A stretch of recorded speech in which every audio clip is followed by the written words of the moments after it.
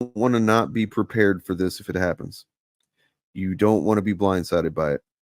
I have never been more fucking serious on this channel than whenever I say that if this becomes reality, it's going to reshape a lot of things. It might not go as far as they would want it to, because there's definitely going to be legal challenges to a lot of it, even if they, have what they call a mandate. But they're definitely going to get some stuff through. Now, when we think about Trump's first term as president and how shitty that was, okay, that's without a plan. They didn't really think they were going to win. Trump's campaign didn't think Trump was going to win. He didn't think he was going to win. Okay. And then he did. And so what we got after that was 4 years of them just kind of like, oh shit, we've got power. What do we do? I don't know. Give me an idea. Okay, let's try that. No? Okay, that got shut down.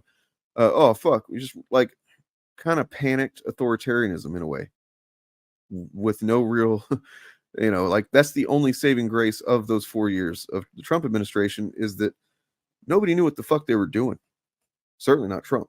But like, because of the people that were around him were people he chose, they didn't either. This is them learning from that mistake. This is them having 4 years to think about the fact that, Republicans broadly just like, oh man, we got power and we can't fucking do the shit we really want to do. We just can't make it happen, right? This is them making notes for 4 years plus. I mean, because these ideas have been around for a long time, and because most of them come from the Heritage Foundation. Heritage Foundation informed a lot of the Reagan platform. That if you're even vaguely aware of Reagan and his effect on the country, he's a piece of shit, man. He made a lot of stuff happen under Reagan that set the landscape that we still exist in today, that make it difficult for unions to thrive, make it difficult for to center workers' rights and just the list goes on and on. We just covered Reagan a lot on the FAPcast, so go watch those episodes. But a collection of proposals to radically change the executive branch of the U.S. government. Okay, now this is keeping in mind that the Supreme Court is a conservative. It's a kind of a far right wing, almost monarchist tool of the right. That's undeniable, that. And then they just made a Republican president. Any Republican president in the future is going to be free of consequence for anything. And what do you mean Republican? It's for all presidents. Yeah.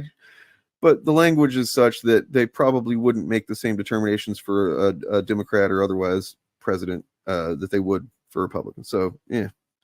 Okay, that context. They radically changed the executive branch. The organization is recruiting thousands of staffers for every branch of government. Some of the policy proposals in Project 2025 include the following. And now think about this. The right has complained about the deep state, right? What does that mean? Well, it really isn't. It's, there are, every presidential administration, they get to choose certain people that work under the federal government during that administration. But by and large, a lot of employees of the federal government are non-political, hires, essentially. And they're there no matter who's president, what party is in power. They're doing their job by and large. They may be a Republican, but they're not generally making choices about within their job function that are prioritizing Republican shit. They just do the job they're supposed to do. And they keep, generally just the machinery of the government. That's what they've called the deep state, because the machinery of the government has not, worked for conservatism lately, the same way that culture hasn't, because these things I've ranted about this recently anyway, but these things have moved beyond what conservatism has to offer, because it doesn't have anything. So culture, social conversations, art, entertainment, and also even just basic functions of government don't do what conservatives really want to do. They are not amenable to those regressive, authoritarian, reactionary fucking impulses.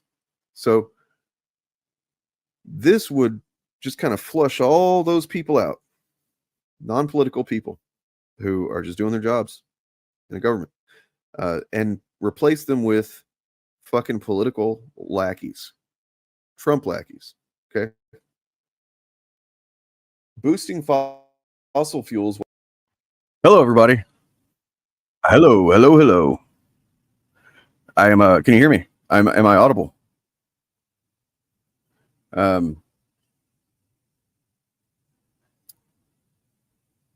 trying out a different format of like how this is laid out today, so I want to make sure you guys can hear me because I'm not actually visibly present on the screen live. Okay, cool. I'm visibly present in this clip that I'm playing, but I'm not visibly present live. Got it? Got it. Let me know if you hear that same static from Friday night because, man, I fucking did some shit today, and I really hope that it is not present anymore. So how do I sound? Anybody hear that static? I'm going to keep talking for a minute because it would normally kind of pop in and out. So I'm going to talk. I'm going to vamp. I'm going to blah, blah, blah, blah, blah, blah, blah, blah, blah, blah, blah, blah, blah. Yeah? No? Am I in the phantom zone again? Are you fucking kidding me? Are you fucking kidding me? Really? What? Okay, guys, what are you fucking talking about, man? Can it? Please don't say that shit if it's not. Okay, thank you. Thank you, serious people. Thank you, serious chatters. You're serious and you're awesome. I love you. Okay, you're joking. Got you. Thank you. That's what I need right at the beginning of the stream, man, is to feel like everything's going off the rails again. That's exactly what I need. Crawling Chaos, you lived up to your name. Anyway, look, Morgan is gonna be here, but Morgan is running behind because Morgan, is like, cares about their family and they're taking care of their family. Like how I often do on Friday nights, I end up kind of being late. Well, today's Morgan. We can't fully FAP without Morgan. So what we're going to do, well, look, I got 20 of you. I'll go ahead and show you a couple of things that I got in store here. Check this out.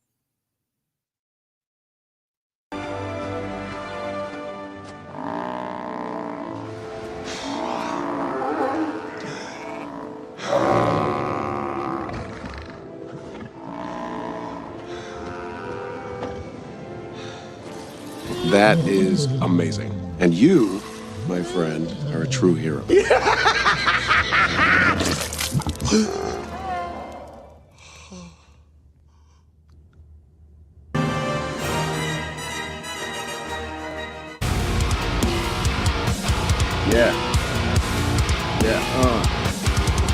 What's up? That's how you know it's FAP time right there. Okay. I gotta have a visible avatar here. This is freaking me out. I'm like I'm not present. It's weird. It's weird. All right. Audio avatars. Boom. There I am. I'm there. That's me. All right. Now, back to this explainer of look, dude, this is crazy because look, man, look. We were supposed to be talking about Project 2025 tonight. That was going to be our big episode that we had plenty to discuss about it. We were going to, and we probably, I guess, still are. I don't know, man. I don't know. I wasn't expecting this shit today. I think a lot of people were expecting it. Maybe not today. But we got a whole other subject that we got to get into. Because, yeah, man, holy shit. Like, whoo, woo-wee. It could go with it. I mean, it's like they are right there interlinked, right? They are hand in hand for sure. Also, I do have one of these prepared for you. 1 second. I got one of these. Boom.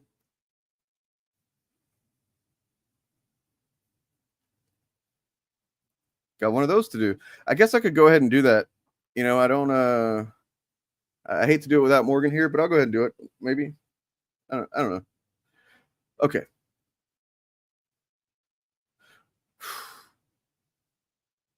I don't know, guys. I was pretty surprised by today, but I don't know if I was surprised as this guy. Inflation has gotten so bad, you can no longer bribe Democrat senators with cash alone. He's pretty shocked. You know, I don't know if I've ever seen anybody more surprised than he was. Okay, here's what we'll do. I'm going to give it a few more minutes of playing this this clip of Project 2025 Explainer, and we'll get back to it. While slashing environmental regulations, dismantling the Inflation Reduction Act, shutting down the Department of Energy Loan Programs Office, taking partisan control of the DOJ, the FBI, the Department of Commerce, the FCC, and the FTC. And those right there, that would be essentially fucking crippling for a lot of activism, free speech. Like it's hard to even fucking fathom the effect that kind of thing would have. Dismantling the Department of Homeland Security and the Department of Education, which, yeah, of course they want to fucking get rid of the Department of Education. Absolutely. Because at the end of the day, conservatives are people who hate government that want to work in the government. Okay? They want to work in it, but they hate it. Their entire goal is to dismantle it, to get in, get power, fucking destroy it all, except only the bare, minimum of we got to have a military so we can do fascism, so we can look strong. So they want to keep the military. But other than that, like, what, we going to keep teaching kids how to read and be transgender? All right, what the fuck are you talking about, Byron? What are you doing, man? Will you stop that shit? I'm actually going to ban you, dude. We just told you the other day not to do this stupid shit. That is the dumbest fucking thing you can possibly do right now. I don't understand how even you can think that. Like, you do. We're going to explain to you today why it's actually, there's more hope today than there was the other day, man. Like, what are you paying attention? Do you not know, like, facts about things? You know what I'm saying? Like, I'm actually, look, man. All right, we'll get into it right now. Fucking progressive, not to mention, the establishment, yes, but also progressive Democrats are rallying behind Kamala Harris. She's livened up the electorate, seems like.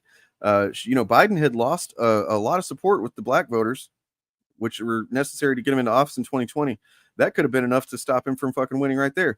Well, there's a good chance that she's going to gain some of those back. There's a good chance she might not too. We can get into that, but like, still, the thing is that the elements at play right now are generally more favorable, and they can be made more favorable rather than just being what they were and what they were always going to be with Biden, right?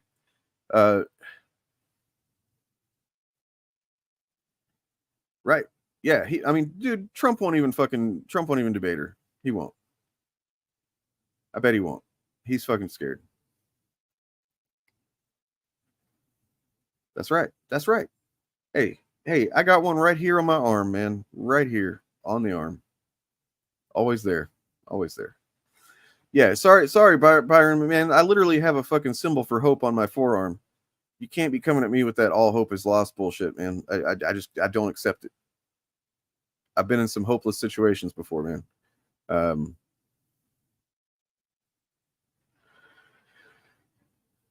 I don't know. I think Newsom maybe is I think he kind of comes off as, I would vote for him, sure, but like, I think he might come off to a lot of, maybe the Midwest type folks is a little too slick California politician type. You know what I'm saying?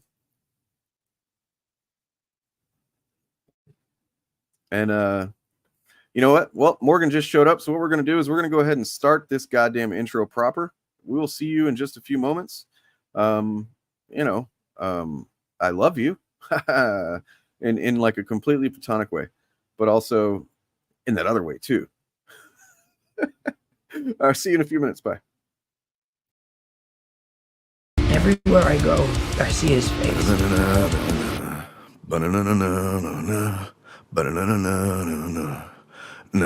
Can I offer you a nice egg in this trying time? Shut the fuck up! My loneliness is killing me. I must confess, I still believe. When I'm not with you, I lose my mind. Give me a sign. Don't miss Trump next time. Give me, baby, one more time.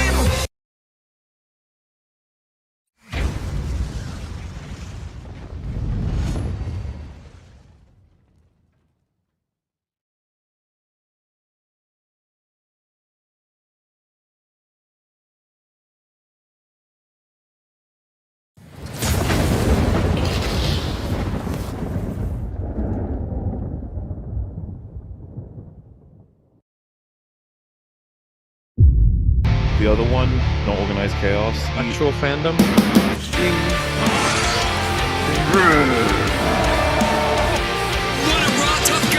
You should delete your channel. The female version of Dick Grayson is Pussy Grey Daughter. He's not alive, but he's right. But really, if you want to do any kind of like karmic justice back in the fucking world for the damage that you're causing with this kind of shit, you should just delete your fucking channel. Okay? Drink it in. Yeah. Absorb it. Let it wash over you.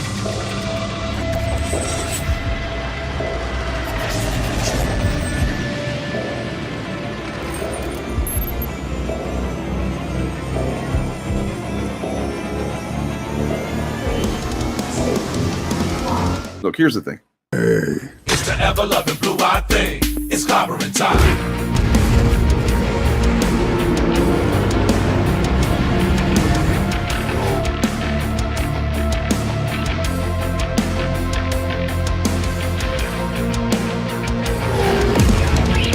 I vaguely know who actual fandom is.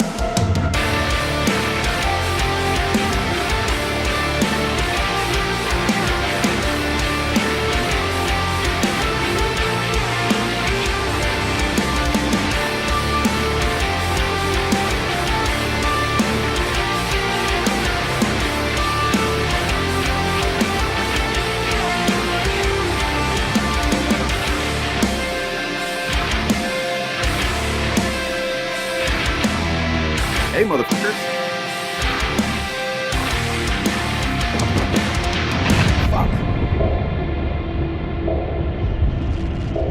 The journey that we choose as fans. Everything's just not always going to be great. And when it's great, you got to celebrate the hell out of it. But when it's not, you just move on to some other shit. It's like the easiest thing in the world.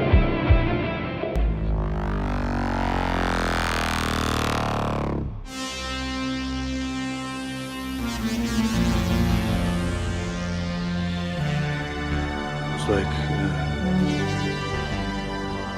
I was made for this. Let's fucking go. The only way that you can really stop this kind of thing is to arouse public opinion. It's very upsetting. It has a bad moral effect. Forced adversity.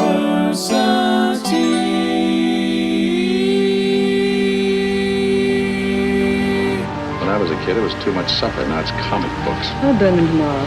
Bad, B-A-D-D, bothered about Dungeons and Dragons. Ask yourself, what's more terrifying, fear or the frightened? I think there ought to be a law against them. Tonight I'm going to show you why. We do got to bring back Fat News. Yeah.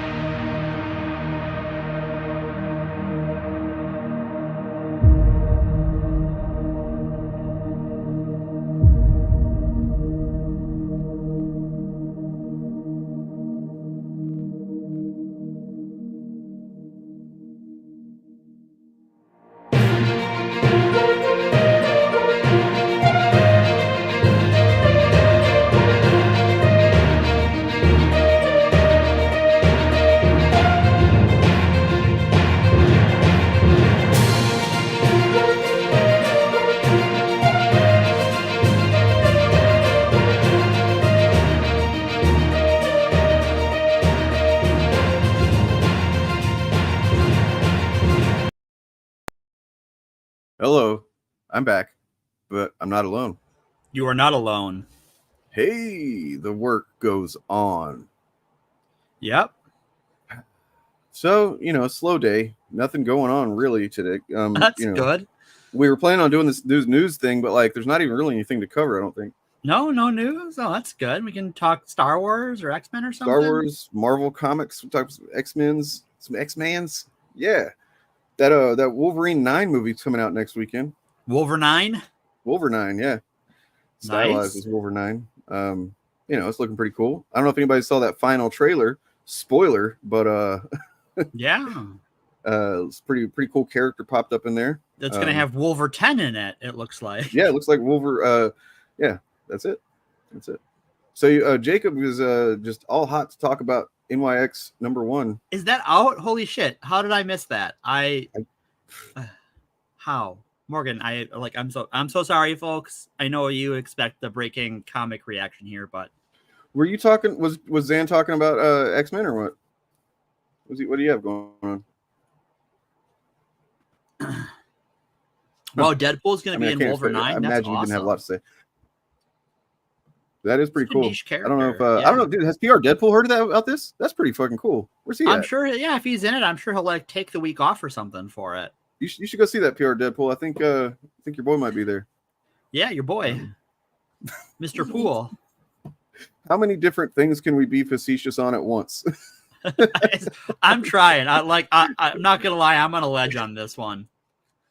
All right. So yeah, guys. Sleepy Joe, you may rest now, young man. Yes, so. I actually did say yesterday, so I was right and I was wrong. I called it, but I didn't, because yesterday I thought it was Sunday when I said that they're going to announce it tomorrow, and I was thinking Monday. For whatever reason, I thought yesterday was Sunday for a while. It was fucking stupid. But like, yeah, I was right, because it was today, just not on Monday. Right. But yeah, once the COVID announcement, I was like, okay, that's the bell right there, you know. Yeah. It just seemed kind of obvious, but like, I mean, I don't want to say it's unprecedented, because I literally don't know if that's true, but it's unprecedented in our lifetimes. And yes, I'm saying unprecedented. I appreciate the bit commitment.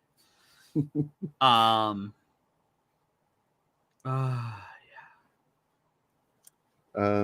be fucking, I don't know, man. Dude, why are you getting on my ass about this? I didn't fucking name it that. Jesus. I mean, you know? he's in first class. True. He's in first class, exactly. Or if you want to count, you know, the paper mask that Deadpool wears in the first Deadpool movie. Right, that's true. X-Men Apocalypse is the one you missed. That's it. That's why he is in Apocalypse for like 3 whole scenes. Yeah. It's actually really cool, you know. It's a cool scene. Yeah, I liked it. See, the thing is, I just told Bob the old ways, and this in the Discord is like, yeah, you think that, but anything he does could very well and probably will be, you know, used against Kamala.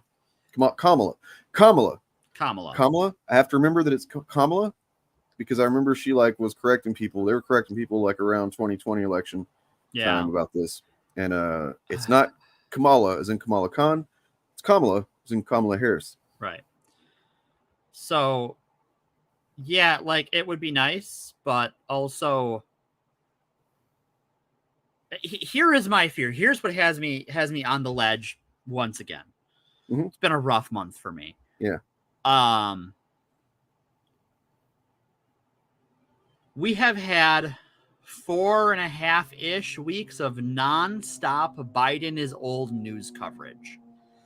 And that is, you know, barely interrupted for, you know, pretty clear documentation that Trump was doing some sexual stuff to people not of age. That was the RNC. That was an assassination attempt that, like, they could not wait to get back to this story. Because the convention wasn't over for 12 hours before, Biden's still old. Time moves in one direction. You know, breaking news to follow, right? More to follow. Well, you know, to like, what is going to stop tomorrow from being the start of 4 weeks of wall-to-wall? Kamala's the DEI candidate. Kamala is that's unexperienced. That's the thing is, that's definitely gonna happen. Right.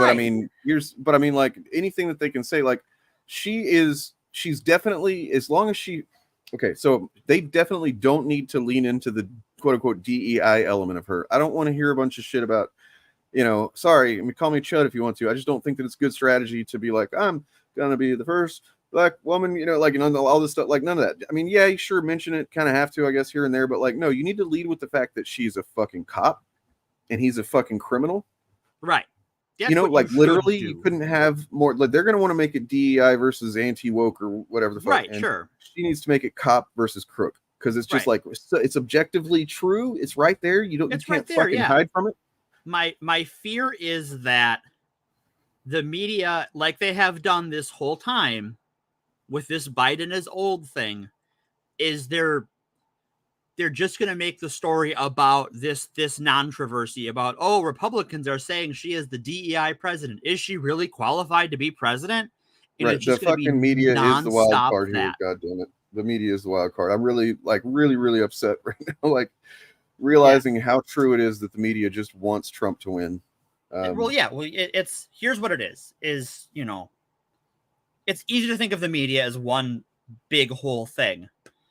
Right. But the truth of it is that all of the nonstop panics we had during the Trump administration about all the fucked up shit he did was good for ratings. And Trump is, if nothing else, a showman and is good for ratings. And Biden has just been a guy who gets shit done. Like he's just a guy who punches in every day and does the job and doesn't make a fuss about it. Media will 100% risk racism. Have you heard of the New York Times? Like, well, I mean, they're gonna do it in their way. Like they're gonna do it in the way they do it is by appealing, by giving any legitimacy at all to the quote unquote DEI bullshit. Yeah, as if like that's look, Kamala they're Harris treat maybe that talking point as potentially legitimate and hand-wring over it. Kamala may be fucking she may be a lot of things, but she's not like she got into position the way she got into position because she's kind of a fucking stone cold hard ass prosecutor. And like, I mean, you know, she went after, not saying this is a good thing because it's not, but she apparently appealed to some people, like the fact that she went after sex work and basically put pimping back into business because she fucking got rid of Backpage. Right. And so then that leaves sex workers needing protection again, which just means pimps. And like, good job there. Like, not really, obviously, but there are people that do like that because they don't understand that sex work is just work and so on and so forth. Yeah. But yeah, like I genuinely believe that. So between Trump being good for ratings, Biden not being good for ratings because he's just a guy who does his job. Yeah. And that the people who own these media conglomerates, that they want more Trump tax cuts. It's good for them on both ends, right? They get the higher revenue with the higher ad sales, and they get the tax cuts on the back end. Of course they're gonna put their hand on the scale. Right. Yeah, I would agree. Her DA status is an asset for normie voters. This is a good thing for most voters, the average voter. Yeah. I mean, so then there's the element of like, she's polled very unpopular before. Yeah, she has not historically been a popular politician. Which was really confounding me because like, what has she done to make her unpopular, right? Like, I don't really know what it is that she's done. Is she just like, did she get Anne Hathaway or something? Like, just a bunch of people decided they didn't like her for no reason? What? She's a career prosecutor, woman of color. Like, she just demographically doesn't lend herself to being well liked. True. I guess I could see why definitely there'd be a lot of people of color that are not fans. Right. But at the same time, there are apparently some that are, because the news I was looking at said that internal polling says that they would actually win back some of the support that had, kind of waned from the black voters with Biden. Yeah. Since 2020. And I was like, okay, I don't understand how this stuff all works with support like that, but what, I don't know. I'm just taking what I read and trying to understand, and I'm failing at it. So this is why I am on the cliff, because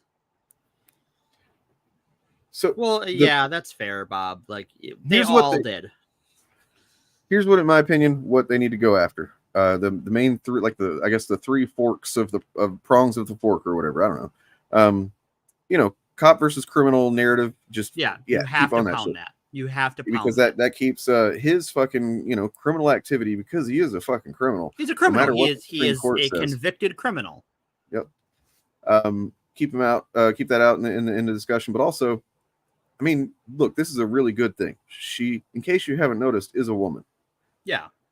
And there's definitely a lot of pissed off women right now. Yeah. And scared women. And not just women, sure. but like people, people with uteruses. Shout out to fucking what's her name? Non-binary people. Well, I was just trying to think of, man, it would have been funny if I would have remembered her name. Anna Kasparian, people with wounds. Oh yeah. Oh God. Please. But no, but like, yeah, a lot of valid anger and fear about that stuff, rights, and that's exactly something that she could and should and probably definitely will speak to. Mm-hmm. And there was a third one and I forgot what it is. So cool. All right. Yeah, I like.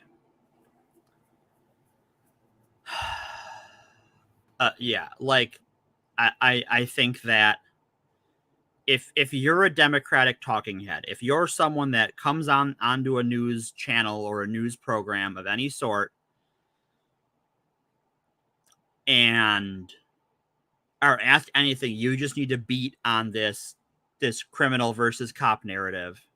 Mm-hmm. Stop talking about Trump for who he is. Okay, so if I want to talk to you. You and I are gonna have a chat. We're just you and I right here, right now. Dan, if you could pull that up on the what is it? screen. The okay, after you need to stop talking about Trump. That one, yeah. Hi, thanks.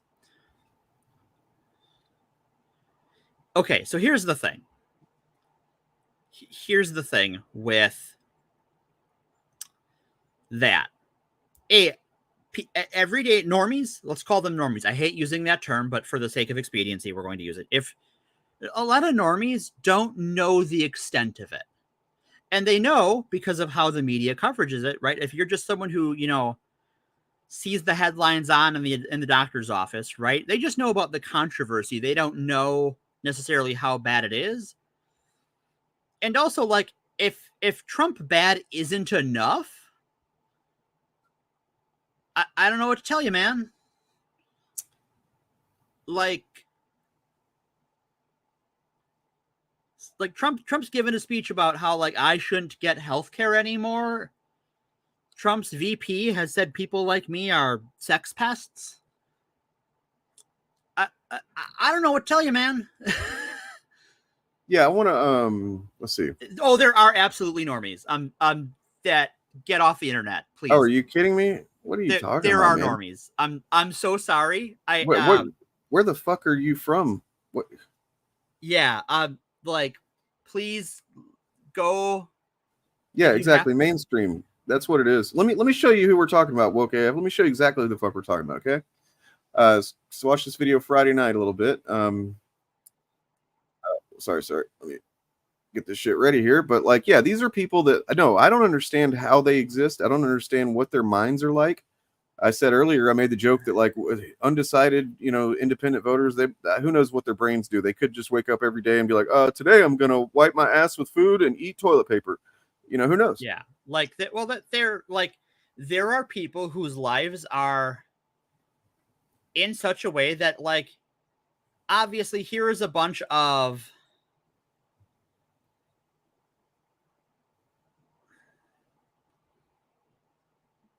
people who look like upper middle class suburban people. Here's you're in Waukesha, right? Morgan. They're in the heart of moron country. Here's where I think the disconnect is happening here is that you're saying that you think we're saying nobody knows who Trump is. Right. Okay? That's not not everyone knows who he is. Everybody knows who he is. We're talking about the details of these incidents and, like, pays attention to every single time he's fucking lied and knows about every single lie essentially, and how they obfuscate and how this all plays into the media and, like, these types of things that most people, normies, average people who aren't online all the time, right? Because they're working jobs and shit. That's why they're called normies. It's not to insult them. It's not. Yeah, we're the freaks who are on the internet all the time. Yeah, here is I think a good anecdote, and it's an anecdote. I don't have polling data on this. I have a coworker who's a very smart,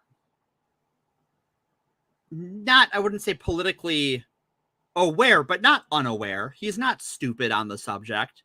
He understands systemic issues for the most part. And even though we don't agree on everything, he generally has a grasp on the broad strokes. He genuinely was like, wait, is the RNC a big deal? What? Like, that's what I'm talking about. Right, Sketchy gets it. Like, yeah, because you're black, you have to be more aware. You don't have the privilege of being unaware, and probably more so than I do, to be honest. Like, all right, well, I mean, look, we can't keep talking to Woke AF because he's just like engaging in really simplistic kind of terms, to be honest. Like, I don't know if he's not going to listen so to what we're here's the saying. thing with the Acolyte, right? Like, most people out there, most Star Wars fans in the world don't know about any of the online drama.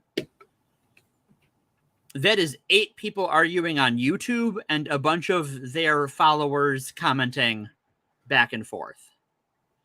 And Ted, I mean, I don't even understand how to answer that question. Are all, no, I mean, they're people. No. You know what I mean? Like, are they bad on what terms? Like, are they just bad human beings? I don't think so.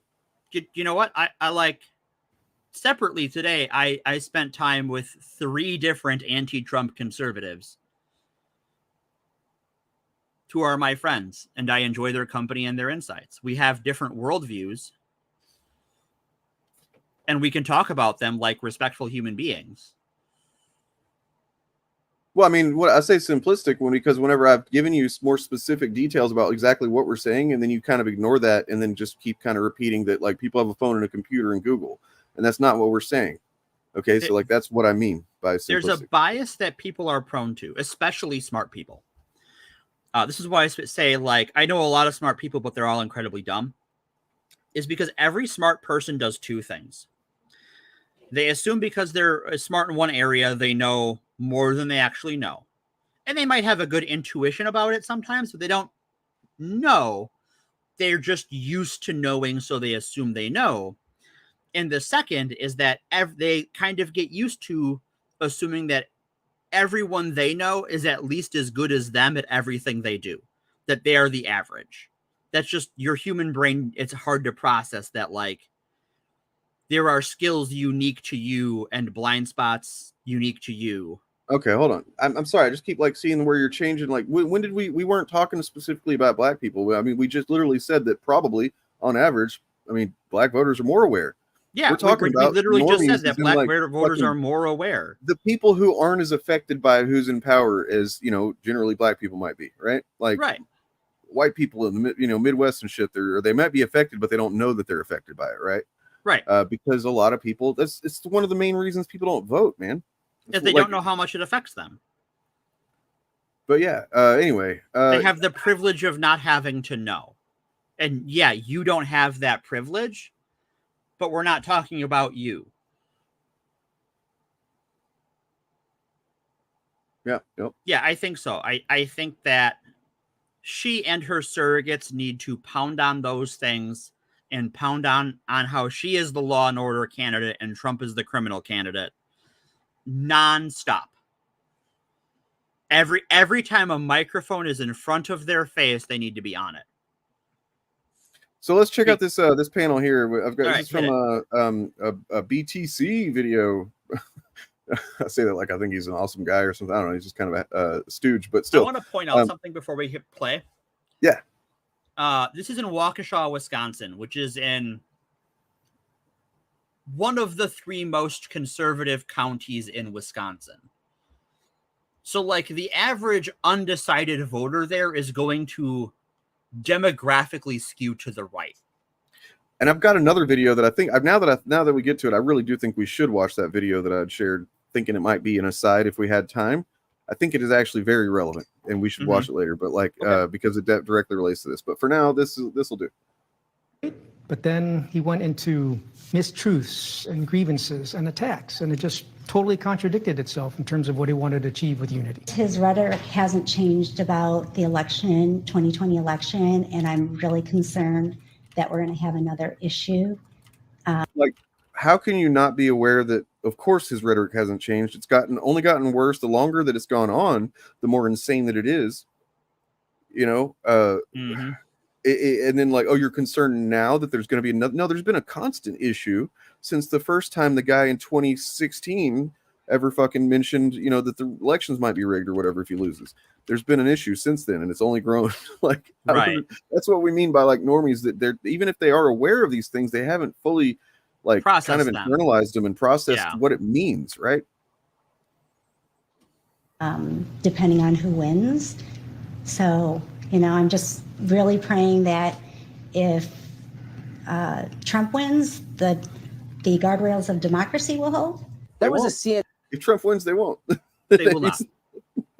I mean, they're barely fucking hanging on now. So, like, CNN panel of undecided voters reacting to the hot mess that was Donald Trump's Republican convention speech, a speech that we were all told would reflect his new tone and message of unity and his serene nature, and how this time is totally, definitely, absolutely going to be different. And, well, what we got was this. The Democrat Party should immediately stop weaponizing the justice system and labeling their political opponent as an enemy of democracy. If Democrats want... Now think of this. This is the guy who has called journalism in general, but I'm pretty sure he's also called just like Democrats enemy of the people, enemy of the people, and various other versions of that type of thing. But then it comes to this, and it's like, oh no, basically normies are the people that don't see through his bullshit as like as the con man that he is, that he's literally talking out of both sides of his mouth at all the times, right. Basically. To unify our country, they should drop these partisan witch hunts, which I have been going through for approximately 8 years. They're not partisan witch hunts. They're not even, Joe Biden didn't even fucking sign off on them. There's just literally the justice system working as they would. Do you know what is a partisan witch hunt, though? When Trump's attorney general had a prosecutor investigate Hunter Biden on a bunch of things that for on and on and on and on and on and on and on. And Hunter Biden is not, turns out, because I saw someone the other day mentioning this again, what about Hunter, yada, yada. Hunter Biden does not hold elected office. He does not hold an appointed office anywhere in our government. He is a private citizen. It's weird. It's weird to go after somebody's son that way, like as if and of course there was really nothing there. You look at the people that were mainly focused on it, look at Giuliani and how insane and drunk he's been for the past, I guess, decade or something. Yeah, he's been off his rocker. Anyway. So yeah. Crazy Nancy Pelosi, the whole thing, just boom, boom. He's like, we got to unite and not do this partisanship with crazy Nancy Pelosi, and right. The fact is, like, leftists kind of don't matter, and that's something I think that maybe we all need to come to fucking terms with right here. Like, when it comes to the things, like, what are they doing, man? What have they done? I think it was ContraPoints pointed out that there was, like, during 2020, there was some pretty awesome, bail funds that were established and things like that. And that's great. Yeah. That's a substantive thing that was done by the online left. Other than that, what have they, and that includes me, as I consider myself as generally part of that, although not part of any specific section of it. But, like, what are they doing? You see them online saying they're not going to vote for Biden in 2020, and they're not going to vote for him in 2024 or whatever. And then, he wins by 7 million votes anyway. And it's like, okay, so clearly didn't have much effect there. Well, I think here's what we have done here that I think a lot of the online left has failed to do. We have talked at length about local elections, knowing who your local candidates are, knowing who the progressive ones are, knowing who the least regressive ones are. And we have encouraged people to act accordingly and investigate those. And you don't see that anywhere in the online left. Anywhere. It is an alien concept. The online left is so adverse to talking about local elections. It's actually kind of sickening.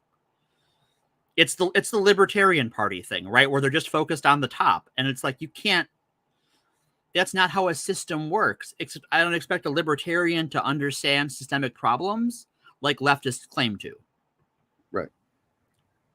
Yeah, so I mean, this type of thing that where it's like commenters do this regularly. I got a few of you who are good folks, and I don't not say anything negative about you, but I mean, like, I'm just asking you to consider that maybe you don't have to always do a caveat of like, well, the real leftists online or something. It's like, well, look, those are the people that are just talking noise and making content by and large.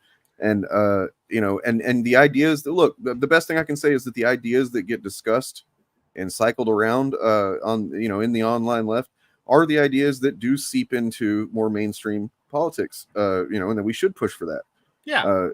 I mean, but I mean, as far as like actually having a real sway in anything, no. What's the one of the biggest things that the online left, quote on big air quote energy, did was the fucking force the vote bullshit, which was just a colossal fucking stupid. Doesn't make any sense to even try doing that at that time, and yet it made some noise, and then what's the other thing they get known for? Well, there's just enough of them apparently that are saying, essentially fucking, doing Hamas great and all Israelis are bad, and that gets thrown onto the left unfairly, but still there's enough of them making noise doing that it kind of radicalizes the wrong direction a lot of left-leaning Jewish people. Yep. And I get it, right? In the same way I get that the Biden policy on Palestine radicalized a lot of Arab descended people and Muslim people against the Democratic Party. I get both of those things, and it's like, if you're going to be someone agitating online for something, you have to have the ability to try and communicate in nuance. Okay, so I mean, look, I'm not even agreeing with you because I actually watch Pacman semi regularly, and I've seen him talk about Gaza. I don't understand how they can make that claim, but how does not talking about it actually hurt Democrats, considering it seemed to be that there was way more damage done to Biden by constantly focusing on that as if Trump would be better. Like, doesn't even make any sense. This is kind of what I mean, is like, you'll get hung up on these fucking irrational points that like are not irrational as much as you may be like morally correct, but you're not strategically sound or wise, and is actually often shooting yourself in the foot. Which ultimately is not morally correct, because if you end up with a worse fucking situation than you have right now, then in the long run you're kind of not morally right. Right. Yeah. Whoa. Wow, that's a good sign. Yeah, can we get some source of that, dude? Yeah, I would like to see a source of that. Also, if you have donation links, yeah, get a source and get the links. Let's put that in chat.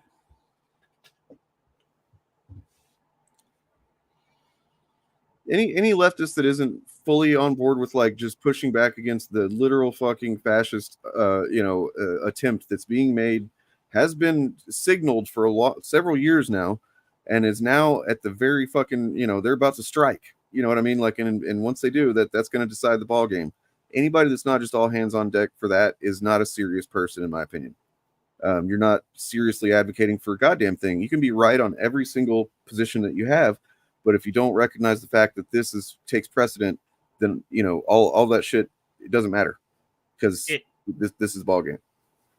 It's one of those things where, like, if you want leftist outcomes, not voting for the person most likely to beat Trump is 8 steps backwards for your plan minimum, if not the end of you. Yeah, we need what happened in France to happen. Yeah, no shit. Here, we need. But we get fall victim to the spectacle too often, And we're Americans are not taught to think politically, and we have a media memory span measured in hours. Yeah, what are you talking about? Destiny going after the comparatory guy, the way he did? Like, holy shit, man! What is it? And what's funny is I had just been seeing a few clips of Destiny recently where I was like, yeah, he actually seems really chill and like he's making some good points here. You know what I mean? And then then he does something like that, and I'm like, holy shit! Don't fucking come near me. Did you see that? No, because my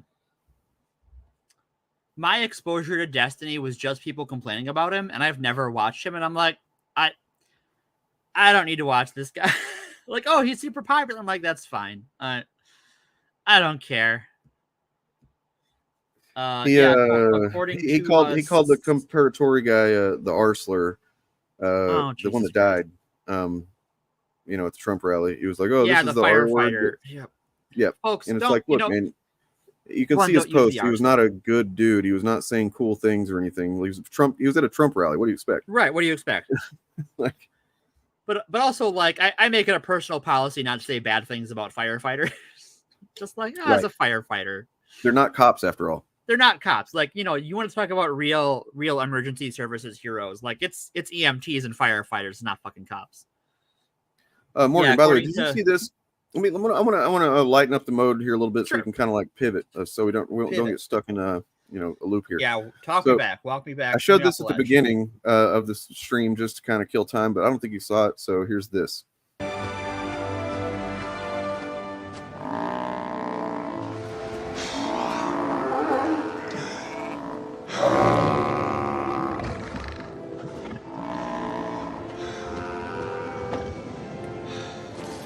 That is amazing. And you, my friend, are a true hero. What the fuck?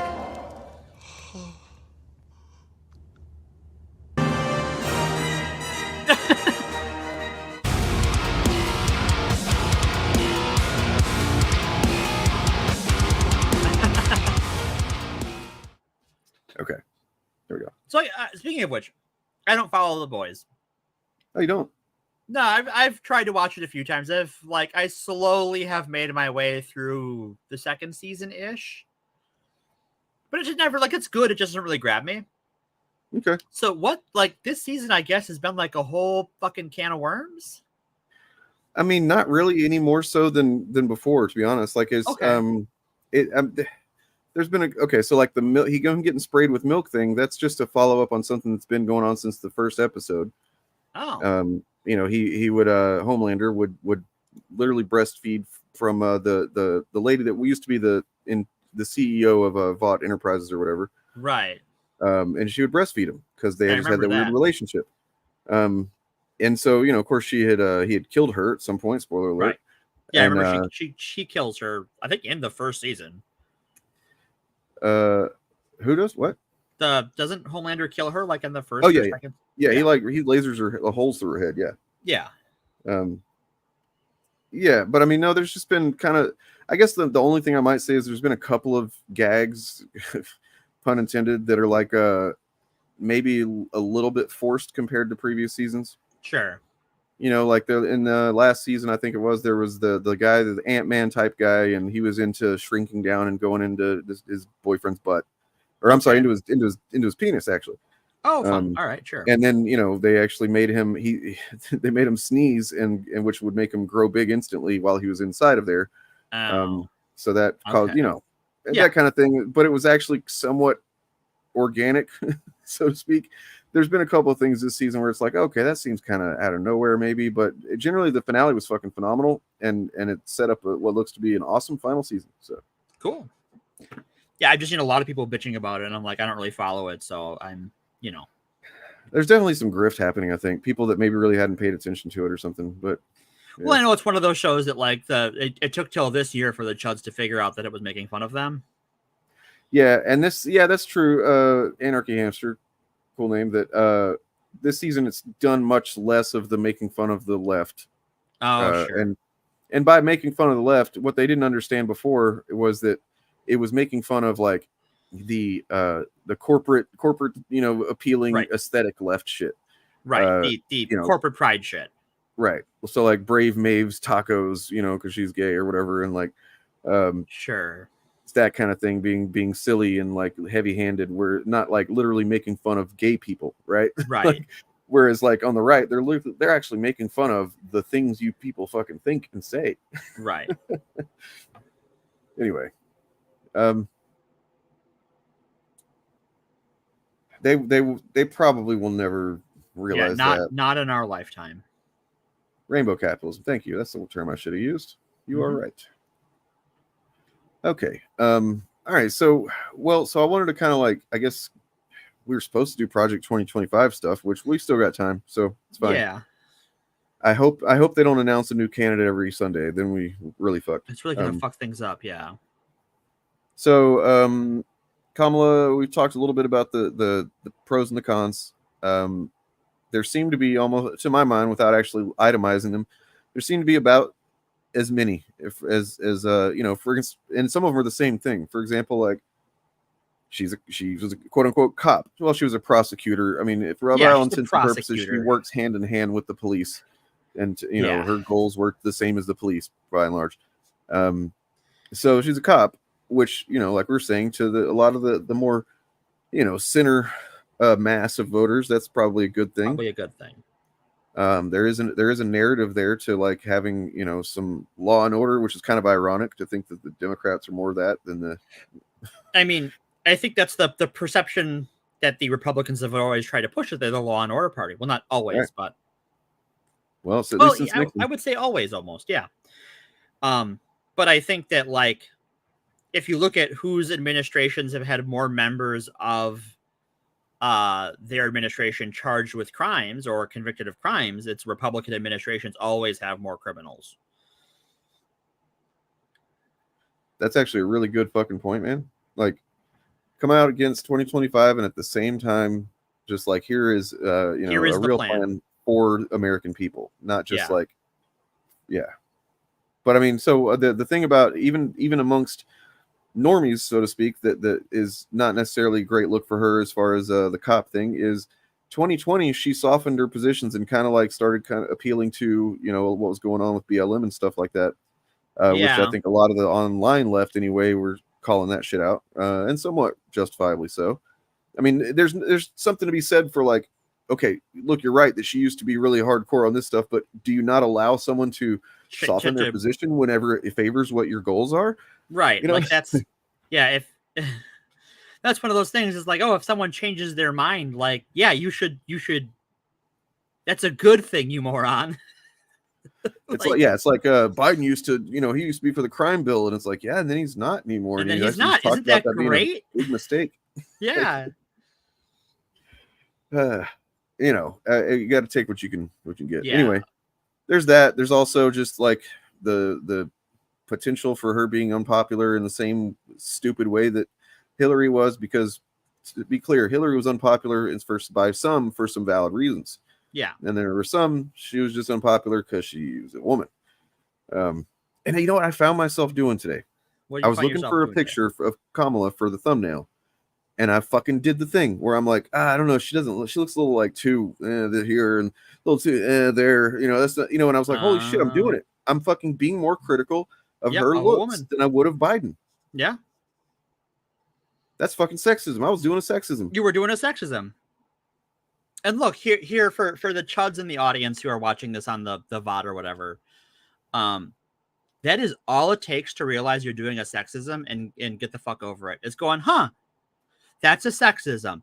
I'm going to stop doing that now and just like talk yourself through it. That's actually unfair of me to judge her so much more critically based on her appearance than I ever would any male politician for a picture in the thumbnail, right? Right. Like, this is true. I mean, they are bad about it. Yeah, like this is one of those things when, I know more cynical political people on the left, and even liberals will, consider the Democratic Party sometimes, controlled opposition. And I think the media has created an environment where it certainly seems that way. I think the more I come to understand their policies, especially when you're talking about, as really they've the last 10 or so years really dug in and started improving their ground game in local politics, I don't think that's entirely fair. And especially as Republican politics has become just outrageous. I'm going to remove our audio avatars, so don't freak out whenever those go away in a second. Okay. Okay. So just saying. All right. We'll still be audible, just not visible. Okie dokie. All right. Oh, where'd I go? There we are. Oh, there I am. Hi, me. There we are. Fuck yeah. Now we're a news show. Now we're the FAP news channel.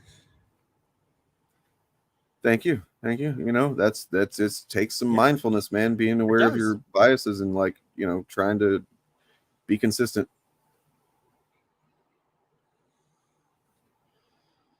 Well, and like I genuinely think that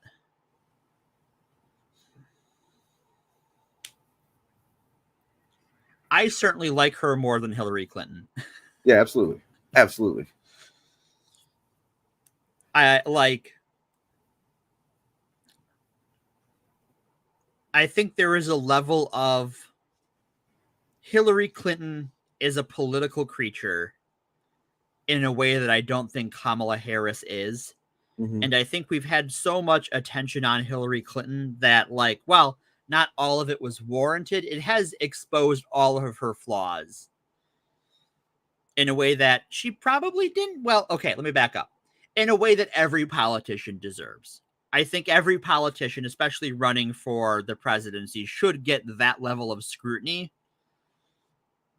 Yeah, that's the other thing is, yeah, Bob, you're right, that Harris does not have a 30-year cottage industry devoted to that anger. is such a good point, man. Yeah, because it is tempting. It has been tempting for me to be like, oh, she's got a lot of people that don't like her too, but that's not the same thing as what they had for not in the same way. That's a really good point, Bob. I appreciate that.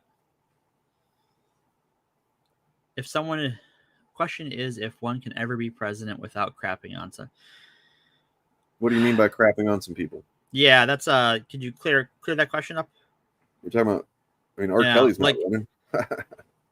I get that, like, the nature of the American federal government is someone's getting crapped on all the time, and there's only so much you can do about that. Unless, I guess, you're John Roberts, in which case you can just increase the level of crap. You can't, like, lower it. Well, and I think even the border thing is that they don't really have that because, like, the Biden executive order is in place, and she has the benefit of she can go out and campaign now while he still runs the show. Yep. Yeah, I agree. We've all wanted a candidate who isn't 1,000 years old, and she is not. I think she's in her 50s. Yeah. I guess, like, I don't know that the difficult thing of governance is that some people will always feel like they're getting crapped on. And then some people might actually be getting crapped on. Some people might feel like they are, and they're really not. They're just kind of being whiners. You know, it's that's kind of the thing with governance, right? Is it wouldn't be such a big deal. People wouldn't pay attention to it if there wasn't, like, at least perceived to be someone who's going to get the short end of the stick sometimes. Well, and I think of, like, you look at all of the, like, the Jan 6 people who have been convicted of crimes on Jan 6 or for January 6th. People consider them political prisoners, right? In their mind, they're being shit on. And, like, yeah, they probably should be. Sorry. Maybe don't overthrow democracy, you assholes. That's not actually accurate, Reggie. The reason that they got denied is because Trump told them not. They would have voted for it, but Trump told them not to pass it. Yeah, because that was the only thing that he would have against Biden come November. If they would have passed that, that would have actually maybe done something about the, not saying it would have been good, but it might have prevented some of the, the immigration that's happening. Well, and it's weird that, like, they kind of regrouped for a while, and then suddenly it was on to DEI, and from there they pivoted to Biden's age. So crawling chaos, I mean, I get what you're saying, man, but this begins to be where, like, in Joe Rogan territory, where it's like, and there is some truth to it, right? Like, who the fuck would want to have that kind of power? There's something wrong with them. You know what I mean? You can't trust. But I mean, that leads to, that's a doomerist kind of a path to go down, man. Like, unfortunately, the system we live in requires that sort of person to keep that sort of person, but awful, out of office. Mm-hmm. Like, it's not that she's not, like, if we're going to be the most doomer about her that I'm willing to be, even if she's a monster, she's our monster. Like, maybe she's not somebody that you would want to, like, be married to. Right. I wouldn't want to maybe be married to her. Right. But, like, that's not what we're doing here. Right. Like, I would like her to do a job. Yeah. It's like, if you ever had a job where you had a manager or boss or whatever that's like, he's kind of a dick, or she's kind of a dick, but, like, man, they know how to get shit done. You know what I mean? Like, it's not ideal. They're, at least as long as they're not abusive, then it's kind of like, okay, you look, we make good money. My hours are good. You know what I mean? Like, stuff like that. You can take the good and then, you know, Yeah, to shrug build off the that dickishness. analogy, like, I used to be a manager. I quit that job because I hated being a manager. But we had hard-ass managers who would focus on getting the job done. And we had loudmouth managers who would just complain the job wasn't getting done. Mm-hmm. And Trump is the latter. Because the whole Republican philosophy, going back to our coverage on Ronald Reagan, is that the whole point is to not get anything done, but to just talk a lot about getting it done. Yeah, they hate. That's like I was in the clip I played before the stream with talking about Project 2025. Yeah, they hate government. They want to reduce it to, like, just the bare bones minimum, and that's why they get in office, so they can fucking completely clog it up and make it, you know, essentially have no function other than, you know, benefiting the richest people and then also military. But yeah, well, and really benefiting the military industrial complex, because the higher ups get cushy, you know, consulting gigs, while the Republicans, like in Project 2025, they want to cut VA spending. They want to cut veterans benefits. They don't really care about the military. They care about the companies that arm the military. Speaking of which, because this is going to be the new talking point, so listen up, folks, while we're talking about Project 2025.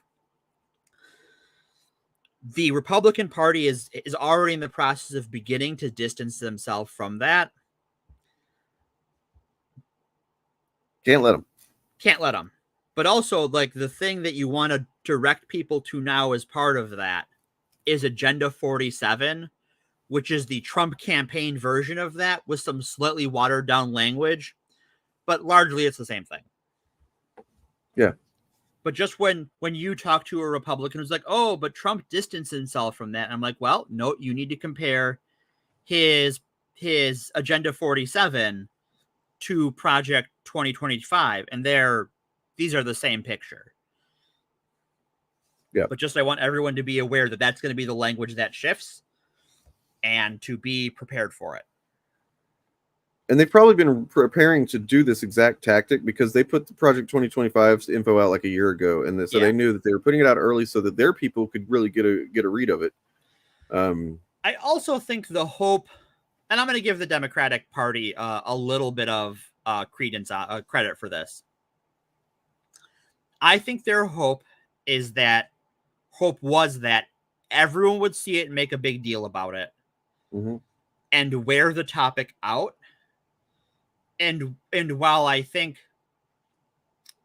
liberal and certain online left spheres made everyone else aware, the party really stayed off of it until a couple weeks ago. And I think that was genuinely the right thing to do.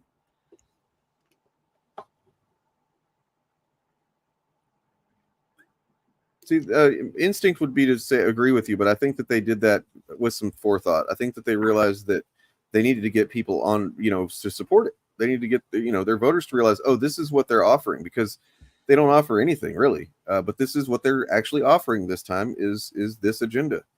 Well, and I also think that there is a segment of Republican donors who find all the pageantry and attention anathema to how they normally operate. And Project 2025 tells them this is the end goal of all this in a way that reassures the donor class that they're getting what they paid for. Because after all, I mean, they treat politicians they donate to like independent contractors. That's a person on the payroll. Is that right? Didn't know about that. Yeah, if you could get us some detail on that, that would be I interesting. do want to just go ahead and just get at this little thing here, right here, Esben, because look, yeah, I mean, if maybe you're not familiar with this channel, but being too uncivil is not something I've ever been accused of. I mean, you know, or too civil or whatever. Like, you know, I mean, I'm the civil one. Yeah, I'm the one that told somebody I'd grape their whole family. Apparently so. Okay, so look, what you're saying here is essentially that it seems to be because you're not being you're using kind of Weasley language. So let me try and parse that. Is that Biden is genocidal, and that hopefully she won't be as genocidal. Well, how is Biden genocidal exactly? You know, I mean, this is the thing. It's like, can we use words that are actually more effective and mean things that we can engage with, or does everything have to be super hyperbolic and like, you know, because eventually words don't mean anything anymore. Because Biden had started to at least twice that I know of. And no, is this enough? Fuck no. Is this like saving lives? No, absolutely not. But Biden had questioned and challenged the methods of the Israeli government when it comes to Gaza, right? In recent months, and he might even. There's a good chance he might even do that even more now because he's but who knows? He's free. He's free of a lot of those issues. But like, what is the practical purpose of like really going at Biden for not just disengage? There's a lot of stuff entangled there, and I'm not saying I agree with any of it or anything like that. I'm just saying that there's a lot of interests that are tied up in support of Israel, not to mention just sunk costs and everything. A lot of stuff that just goes into the fucking the nest of I don't hold on. Let me think of how I want to phrase this. The volatility of the Middle East in general, with Israel being right there at the center of it. All of these things are far beyond my fucking pay grade as far as understanding, foreign policy. But the fact is it's not as simple as just like, all right, we're not supporting Israel anymore. Like perhaps we could be more effective if we continue supporting them in urging them to, reduce the bullshit that they're doing or stop the bullshit that they're doing, the genocide that they're doing. But I mean, nonetheless, at the end of the day, all of this is prefaced on the assumption that like what Trump is going to be better. So yeah, here is my take on this. One, Trump has already like actively cheered on the genocide, right? Trump has had genocidal things to say. Has the American government, and going back decades, enabled and facilitated genocide against the Palestinians by the Israeli government? Yes. Does that mean the United States government is genocidal? That's putting a lot of intention into realpolitik. Yeah, how is he not? I mean, he's literally not. Okay, so if Biden is doing genocide, what is Israel doing? What, like, yeah, that's the other thing is like, what's the term for what Israel is doing? Because Biden has been trying to push for ceasefires that the Gazan government has supported and the Netanyahu administration has shut down. So like there's we can talk about, is Biden being ineffectual? Yeah, that's up for debate. Yeah. Is Biden actively genocidal? No. I think you have to prove that to me. You have to show intent where like we can show the intent with Netanyahu. We can show the intent with Trump. And what it comes We down can to show- is whenever you're using that kind of language and you're you know, it's flat out saying that Biden has genocidal intent for Palestinians, which of course there's no fucking proof of, and it's not even, it's bullshit. So what that does is it seems like you're just using this very fucking real, very deadly, very tragic, fucking awful, fucked up situation just to kind of get some points online. You know, I don't want to accuse you of doing that, but I want you to consider that it might appear that way. Well, and I also think that like it's important to note that like the coverage of this from the left and center has been bad for Biden. And he has not actively supported the Israeli effort. He's tried to walk a fine line of supporting a long-term ally, because that's the sort of structuralist Biden is, and not making the problem worse. And that's like, I'm glad I'm not president. I don't want to think about how to make that work. Don't put that on my desk.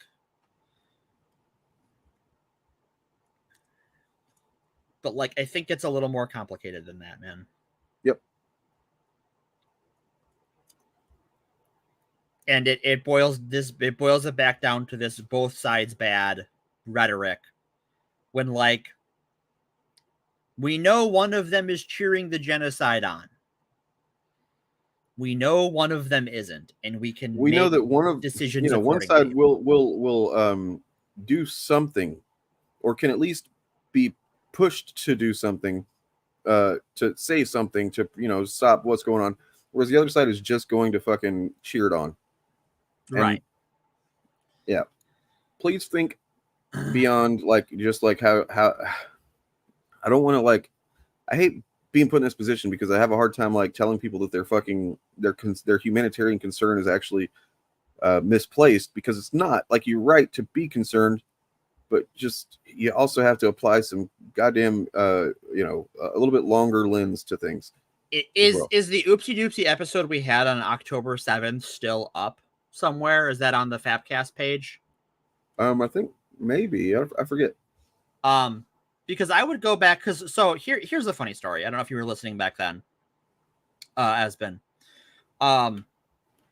We planned an episode to talk about how the American evangelical movement supports Israel because they want a genocide in that region.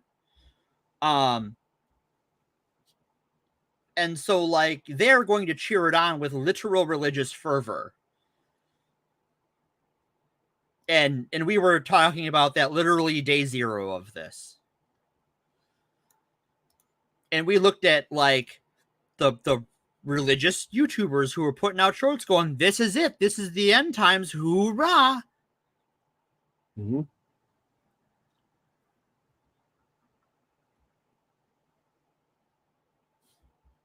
That is a good point. Like, yeah, there is no, like, if that's how you see genocide, there is no viable non-genocide candidate. But there is a candidate that isn't going to genocide immigrants and LGBT folks and black folks and labor unions. Like, we've seen this play out before. We know how it goes. Yeah, I mean, it's really that kind of, Bob's comment highlights the fact that you're really kind of using the word genocide as like a thought-terminating cliche. Mm-hmm. You know, by mentioning that, it's almost the same similar tactic as being like, oh, groomer, because, you know, or whatever, like accusing somebody of being a pedo based on nothing or whatever, just like because you're that kind of word just takes all the fucking attention and sucks it up. And any decent person is going to fucking feel some feelings about that. Okay, you know so I mean? This isn't minimizing. This is the conditions on the ground. You can offer, look, everything we've just said, if you'd like to offer a counter to it, that's fine. But like just describing it as minimizing and what about his approach is bullshit. That's not what we said. Yeah. The fact is, I'm not saying that this is anything is going to get the.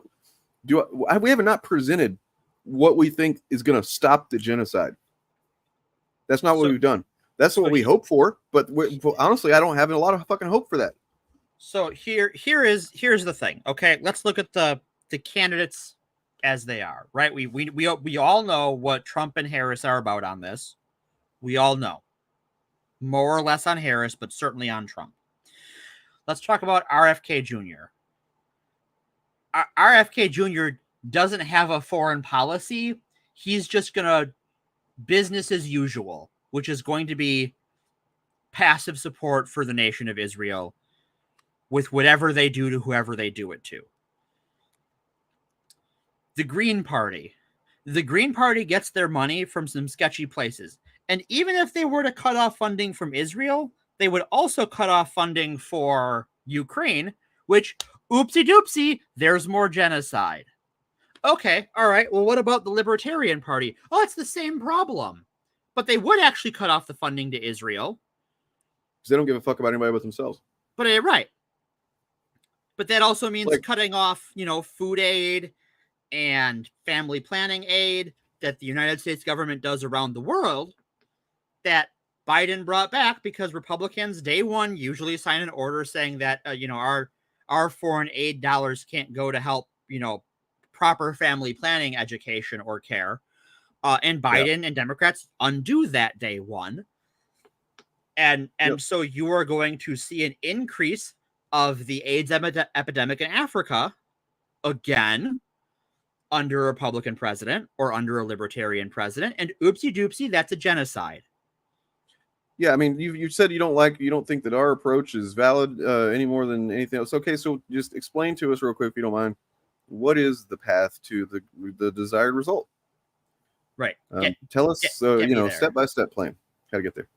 Yeah, I would say he's complicit, sure. But so would any other person in that office. It should make us all uncomfortable that we are governed by a government that, like, no matter what, maybe that's why. Maybe you have a hard time wrestling with the fact that you in some way are connected to the powers that are complicit. But the fact is that's not going to change with the options that we have right now. What we can hope for is that maybe Harris, like Bob had said earlier, maybe Harris will be a little bit more firm with Netanyahu and be able to form some kind of coalition of other people calling for, but I don't know. She doesn't have, especially because she doesn't come from national politics in the same way that Biden does. She does not have the decades of structural loyalty to the state of Israel, right, that Biden does. Well, and she also, Biden had this thrown in his lap a year before re-election, and she will have 4 years to untangle that. Whereas Trump will give Israel whatever they want to level Palestine, and not just Gaza, because one thing that's part of this is that the Israelis are going to go after the West Bank and have been. And under Trump, it got worse before, and it will get worse again. Actually, really? I didn't even know that. That's fascinating. I believe it. I did want to take a pause real quick to promote something for next Saturday. Ooh. Gonna have a special stream next Saturday. Because it's been demanded by 3 or 4 people. Nice. Okay, so yeah, I mean, look, I asked you for another path. You haven't done it. You're just being pedantic about definitions now. Okay. So next Saturday, Organized Chaos and I shall be doing a live stream, and it will be finally reviewing the debate that we had with PSA Sitch and Adam Friended on February 14th, 2023. Oh, wow. We'll be reviewing that, but there's more. We'll have a special guest. Oh.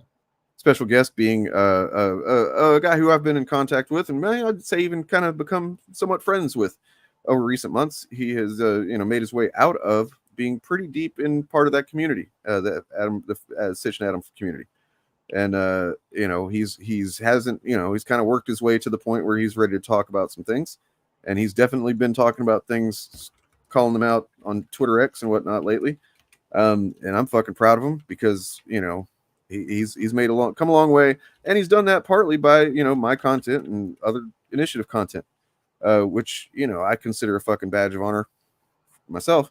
And he's a very smart guy, and he's got some good things to say. So I mean, some good insights, I should say, to what these guys are about. And so we'll probably talking about that. I mean, we'll definitely talk about that. We'll also kind of tangentially, but related, talk about just centrism and these types of fucking centrists that do a lot of heavy lifting for the right. You know, right? So I so actually that'll want to address Esben's last point. I have some bad news for Esben. So if you can pull that up for me. Yeah. All right. So, Esben, correct me if I'm wrong. You're an American. You use a gasoline-powered vehicle and/or other natural resource form to get your electricity. You're on the grid somewhere, I imagine. You are and have been your whole life participating in the genocide of the indigenous people of North America. Oof. And we all have been, and we don't talk about it. So you know, if we're just going to call everyone genocidal, then welcome to the club, pal. You can either reduce the harm or accept it and be part of it. But you can't pretend it doesn't exist and that there's a easy solution to the problem. We are advocating for a nuanced take to, as best we can, reduce the harm as we can. So let's see. Right here, I've got some quotes. So this is from June. So this was earlier in that period, a couple months ago. Trump reportedly told donors behind closed doors that he would pursue a zero tolerance policy with respect to what he reportedly referred to as the radical revolution that has swept U.S. college campuses in recent months. So that's not even just like having a bad take on Gaza. That's also like he's going to do something about it to, you know, free speech and fucking, right, you know, demonstration here in the U.S. All right, there's that. Have protesters deported, which, you know, I mean, probably isn't something he could do, but like maybe he could. I mean, as is, it is illegal to deport a United States citizen, but they will try. Well, if you get me elected, and you should really be doing this, if you get me reelected, we're going to set that movement back 25 or 30 years. Is that what you're wanting instead of, you know, genocidal Biden or Harris or whatever? Because that seems like the other, because once again, only two options. Trump, who routinely touts his support for Israel more broadly, has reportedly said he supports Israel in its continued war on terror. You know, and yeah, I mean, but we don't. Yeah, I mean, yes, sure, that's true, but like we don't have that. So it's time to move on. Put on your big boy pants or girl pants, whatever you are. I don't want to assume, but put on your big pants. Okay, well, Kamala hasn't talked a lot about Israel at all, so she hasn't had a lot of nice things to say about them either. So yeah, that if she, as is, she is less enthusiastic about supporting Israel, that's the person you're looking for. By that account, it's clear that Trump would be harsher on protesters and hug Israel even tighter than Biden. Yeah. But yeah, but that's the thing too, is that Biden was all that fucking focus on Biden being genocidal was allowing Trump to not get any criticism for his fucking much more extreme take. Right. So, ooh, Project 2025, the myths and the facts. What's that about? I'll look at that on my own time. Sorry. Unless we wanted to talk about that more specifically now. Let's do it. Let's hit it. Okay. Well, let me boop. Boop. There we go. Got the new background representing that. So this is Vox. They're progressive leaning, left of center biased outlet that generally does report in facts. Then they had their editorializing is often more in line with things I agree with, but not always.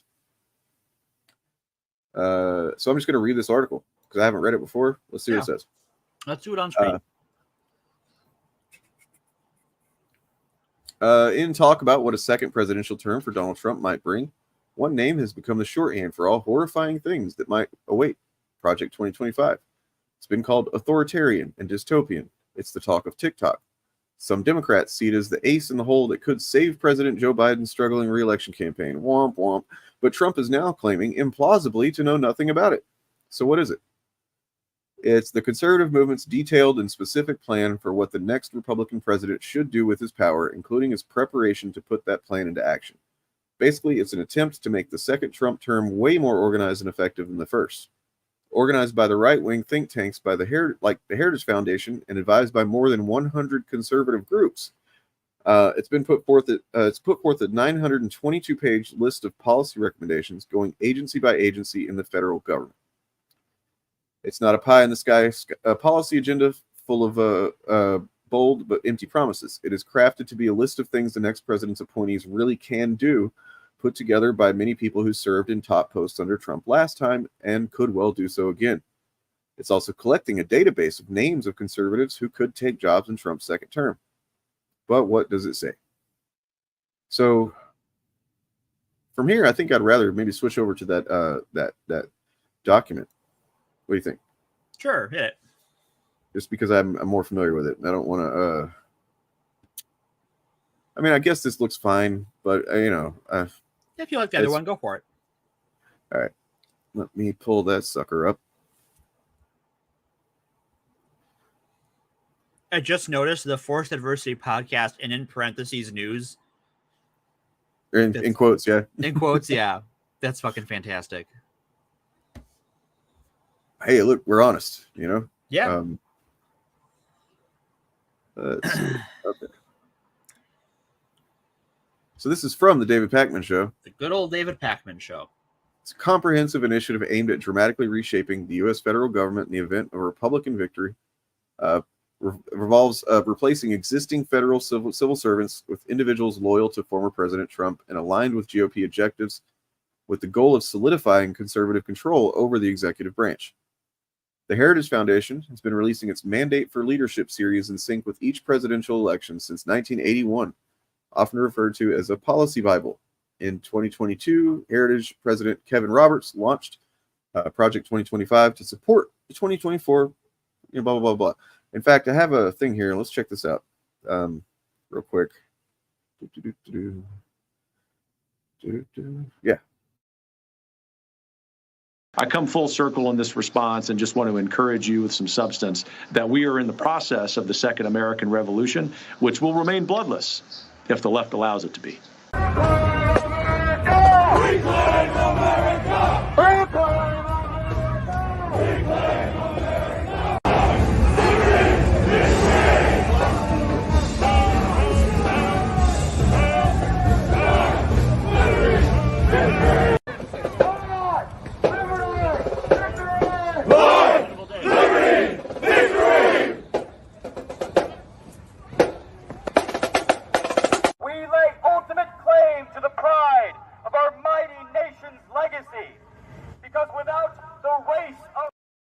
Okay, well, I mean, look, to be fair, I thought there would be more than that.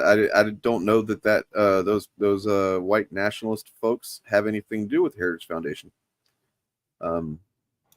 Well, it that looks to be just some propaganda. That's not to say that it's not accurate propaganda to what could happen as far as like the people that would be permitted to have their way with the country. If you look at historically how these things go, right? When we have looked at other violent groups before, often what you have is a soft state endorsement. And so when what's his nuts says if the liberals allow us, this is going to be a bloodless revolution. Yeah, that's a really concerning thing to say. What that means is that you are going to have the firebrands saying that X liberal group or group considered liberal is standing in the way.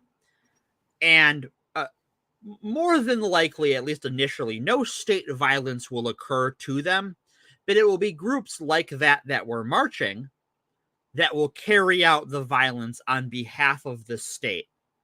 Well, and we've already seen this happening with Proud Boys. Yeah. With the election last time, right? Like, Right. stand back and stand by, Right. Infamously. And like, so the thing is that they use terms like mandate for leadership, right? And then revolution. And both of those words, implicitly, explicitly indicate that they're like, there's just mass support for what they were wanting to do. Right. And there's really not. The Project 2025 stuff, that's just for, a few generations now, a couple of generations anyway, been what, conservative think tanks informed by, we have to get into this a whole other episode. Was it Opus DEI or whatever? Opus Dei. Yeah. Opus DEI. Yeah. Like there's definitely a lot of Catholic, like a rebellion of Catholic folks behind this. What's funny is that the Pope just excommunicated one of the big bishops that was, I don't know if he was involved in Opus Dei specifically, but was certainly a strong ally of Catholic conservatism. He excommunicated that guy. Which, to be fair, the Pope said I was more dangerous than nuclear weapons, but he hasn't excommunicated me yet. So, okay, come on, Esmond. Now I don't take you seriously at all, man. Because like, you're actually thinking that someone on the right is really distinguishing in his mind between liberals and the left, because they don't do that. Yeah. No, dude, they don't fucking do that. It's all the same to them. It's all the same to him. I guarantee you. Like, if you think liberal, leftist, Democrat, socialist, communist, union member all mean the same thing to that guy. Yep. Commie, groomer, like it's all the same, woke, DEI advocate. Right. Like, it's just an amorphous blob to them of like the enemy. And that's crazy, man. Oh, well, cool. That's cool. I can appreciate that. But you can get the fuck out of here now. All right. So, exactly. I mean, yeah. You did have that, didn't you? Right. Back in the day. What day was that? And yeah. Sorry.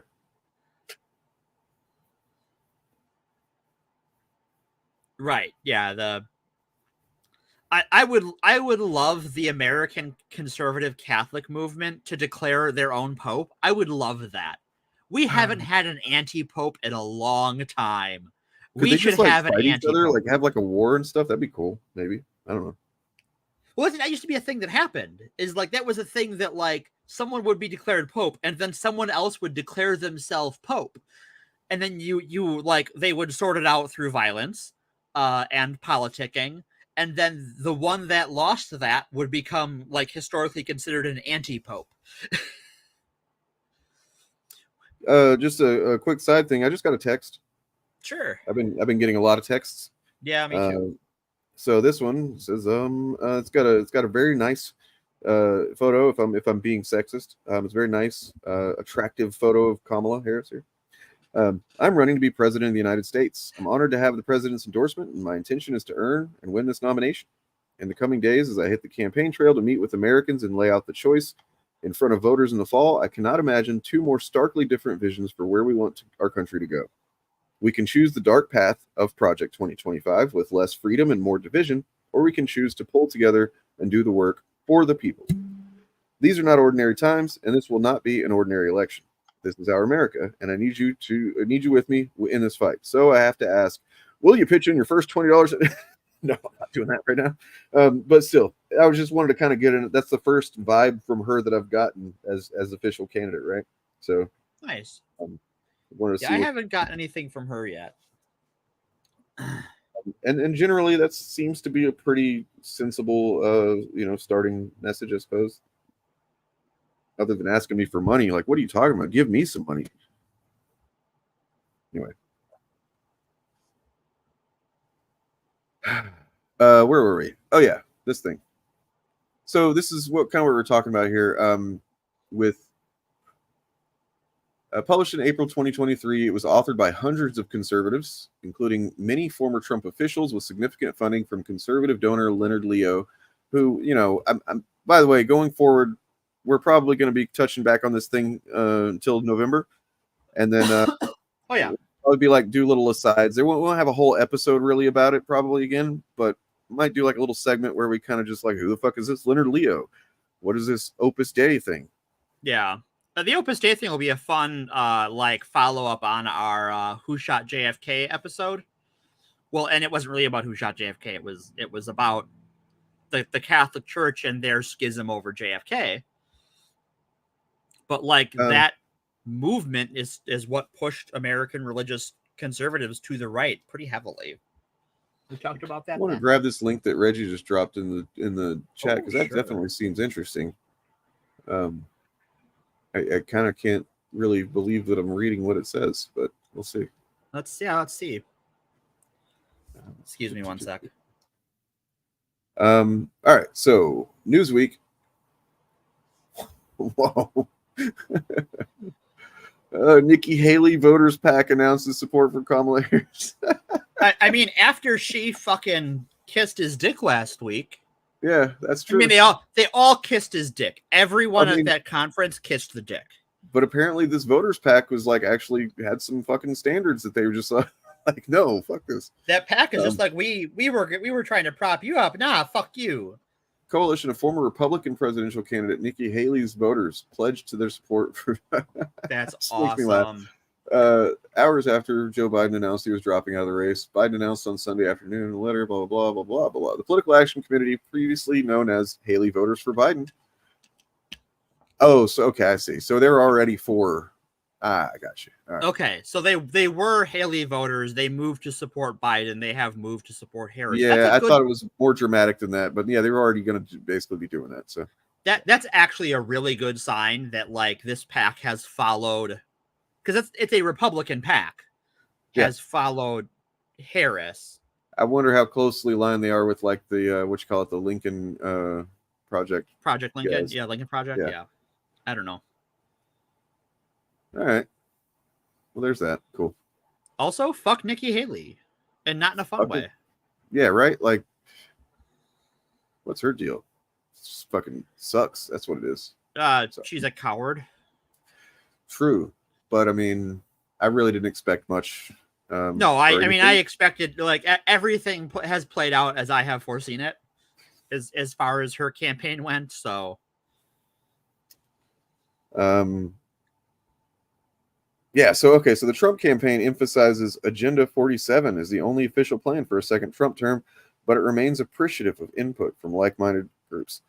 And the whole distancing himself from 2025 is pretty silly, considering all of the former Trump administration officials and then also literal current vice presidential running mate who is a Heritage Foundation guy that are involved with it, right? I heard someone call him a failed eyeliner model, and I can't unsee it. Yeah, that doesn't make any sense. I don't know. Yeah, if you were gonna vote for Biden, you should be voting for Harris. Sorry. Is Agenda 47 going to be implemented by Agent 47? Isn't that the hitman guy? The hitman guy, yeah. My brain is so cooked, man. I'm sorry, this is a stupid joke. I don't even know why I went for it. Honestly, it's just word association at this point. It's word association. It's fine. It's all good. At its core, Project 2025 is built on a maximalist interpretation of the unitary executive theory, which posits that the president should have absolute authority over the executive branch.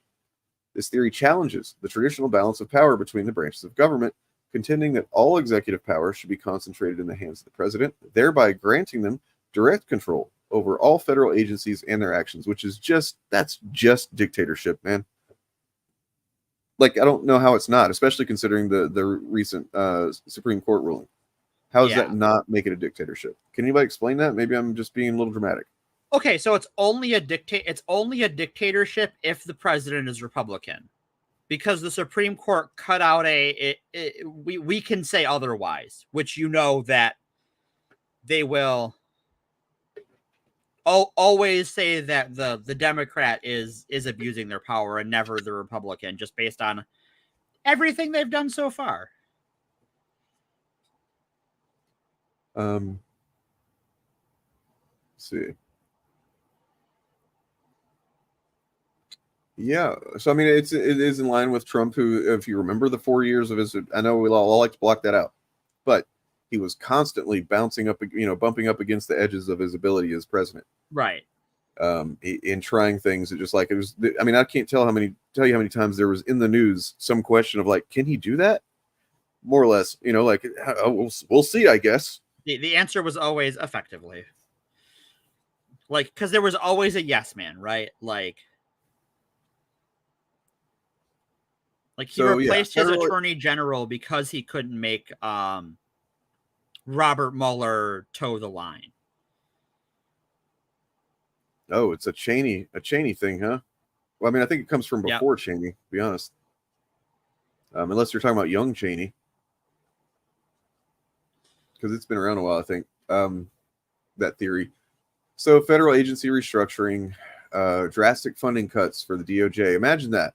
He really is not happy with the DOJ right now, as if he ever was, unless it was, basically once Comey said, hey, yeah, we're not going to be doing what you tell us to do. Right. He's like, okay, the DOJ sucks then. I hate the DOJ, right? Hate it now. I'm going to fucking kill it. With military fire. Deployment. Okay, like, guys, do you understand that the thing that makes the military different from the police is this? Mm-hmm. Yeah. This is the distinction between the cops and military, is that military, other than, in rare cases of National Guards being deployed, is not something that operates on domestic soil and against its own people. Right. And that is not, the United States military is not like, it violates their mandate. This is essentially creating an SS. Right. I mean, that's the idea. Economic policies. The initiative includes significant tax cuts. Great. Deregulation. Great. Right? No. Particularly favoring the fossil fuel industry. So not only would we have fascism, we'd also just be like hitting the fucking gas toward fucking climate extinction. Well, and not only that, we are at a point with fossil fuels where we are not getting any more efficient. The diminishing returns on that technology seems to have been hit. And so the thing to do, if you are a smart person who believes in protecting the place you live, in finding more efficient ways to use energy, to protect the planet, to support the free market, would be to not do this. Yeah. So whenever Republicans talk about how they're the party of free markets, also a lie. Oh, sorry. We skipped over real quick. My bad. So there, in the second one here, there's also endorses the use of the Insurrection Act of 1807 to suppress dissent and target political adversaries. So this one and this one, just the first two, yeah, that limits, almost effectively destroys any ability to advocate for progress. Right. It's gone. Like, this isn't like the kind of thing where like, well, Trump's, might as well just let Trump win and then we'll fucking fight him and then we'll advocate for socialism. No, man, you're fucking stupid. You and what machine guns? You and what drones? You and what collateral damage? Meanwhile, corporations are going to fucking continue to fucking get stupid rich. That is the one thing that is in the broadest sense the same between the two parties. Yes, right. Both parties are corporate friendly now, but then you start getting more granular about the differences, and there is some pretty big. There is some differences, and we've talked about this before. Biden is effectively the most pro-union president in a century.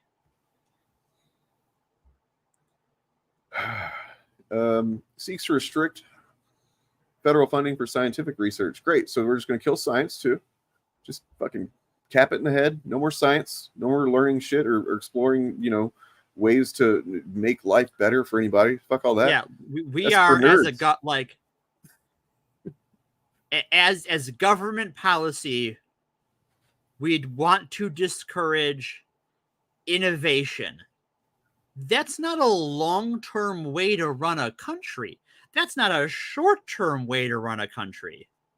It's a fascist way to run a country. It's a fascist. It's specifically a religious fascist way to run a country. Meanwhile, I wonder if he's going to do like Hitler did and start like looking into fucking different mythologies and stuff and trying to find if any of them are true. You know, he's going to have expeditions all out of, you know, various places. Right. He's going to be trying to find Atlantis. Right. Because, I mean, for those that aren't aware, like there's like in Captain America, the First Avenger, how they, you know, there's the Tesseract, Red Skull goes and finds that. Well, that's all fiction, obviously, but it's based in some fact that they were interested in finding, like, you know, ancient artifacts and stuff that they could potentially use and shit like that, because they were insane. The Nazis were crazy. The Nazis had this blend of thinking that there was super weapons that they could make to win the war without having to work too hard at it, because fascists are lazy. Yep. And also this eugenics mythologizing they did, that, like, because they were descended from the Aryan race, they had to prove that existed to themselves. And so you had a lot going on there. Well, but maybe they want good things for, like, education. Let's see. Plan proposes abolishing the Department of Education and transferring control to the states. This could lead to varied education policies and funding levels across the country, reducing federal oversight and potentially increasing disparity. Not potentially. I mean, it just would. Potentially, I realize that you have that you're writing a responsible document. You need to use words like that, but it just would. It would. Lead to that. Reproductive rights. They're going to expand them. Nope. Rejects abortion as healthcare and seeks to restrict access to contraception, reflecting a socially conservative stance with significant implications for women's reproductive health and family planning. Cool. Well, I want to touch on education quick. Yeah, sorry. The school choice movement and the voucher movement has been one of the most costly wealth transfers in the history of the country. What do you mean by that? So in a system where if you were going to go to school, all of the tax dollars would go to public schools. With our voucher system in many states, how that works is you pay into your taxes and you can effectively transfer that to private schools. And often those are religious schools. So now, in a lot of places, what happens is I pay in for a public good, public schools, right? If you own property in most of the country, you pay property taxes. And one of the things that pays for is public education. Mm-hmm. School vouchers, school choice, what that does is it says you as a parent who probably already has money, because often it's not enough to cover the full tuition at a private school. You can take that money that is paid by everyone into the public coffers for a public good and give it to a private institution, often a religious one. So your tax dollars are going to religious institutions through school choice. And often to the detriment, or not exclusively, but to the detriment of poor and middle class and working class people. And to the benefit of the sorts of people who you would think attend a private school. And yeah, that's the thing, is that the standards for private education are wildly inconsistent. Yes. That's one of the reasons why there's so many people like that, you know, generally conservatives, but there's some more on the left-hand side too that are like, you know, how did they end up in this position of power when they're clearly such fucking morons? Well, they probably went to private school. Yeah. You know, and then, yeah.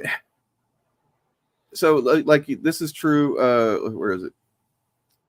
yeah, keep indoctrination in the conservative states. That's the first step of it. The second step would be that, like, then, you know, eventually these schools, probably, you know, backed by a lot of money and giant corporations of some kind, would then move into less conservative areas, and, you know, then basically make it to where there's no choice but a more conservative private school or charter school or whatever. And then you're creating conservatives everywhere where there used to be none or fewer, right?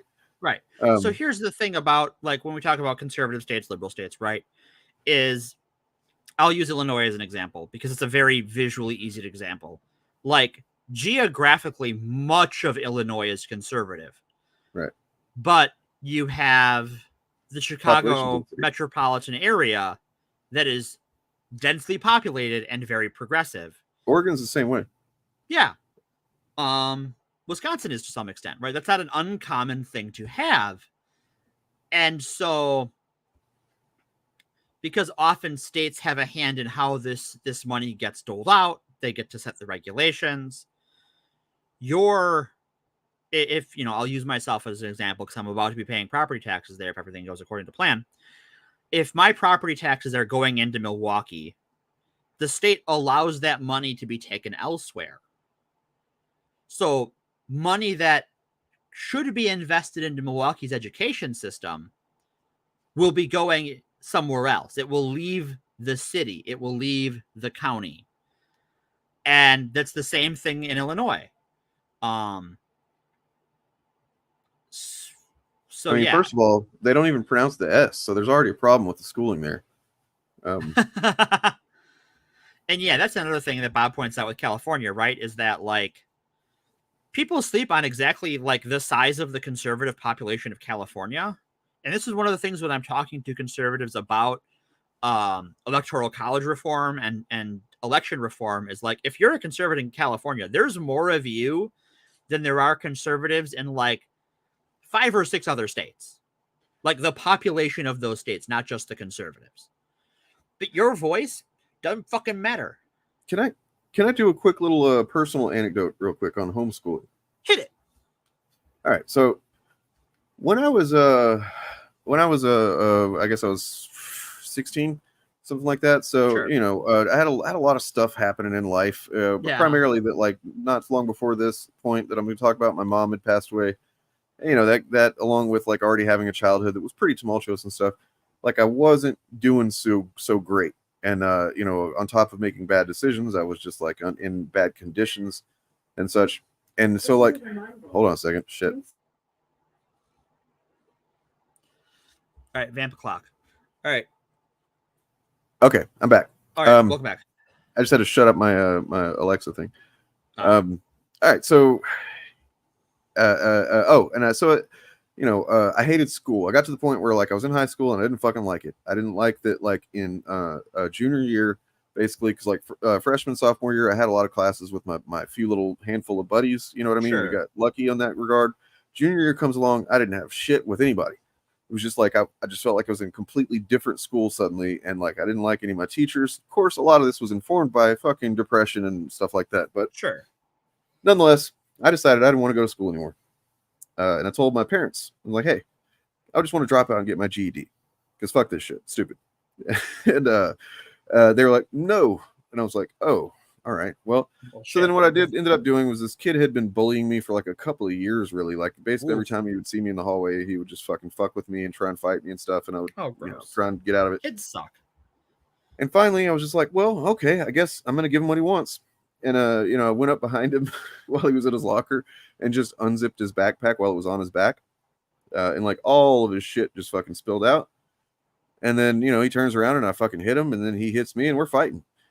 You know, and then I got kicked out of school. Right.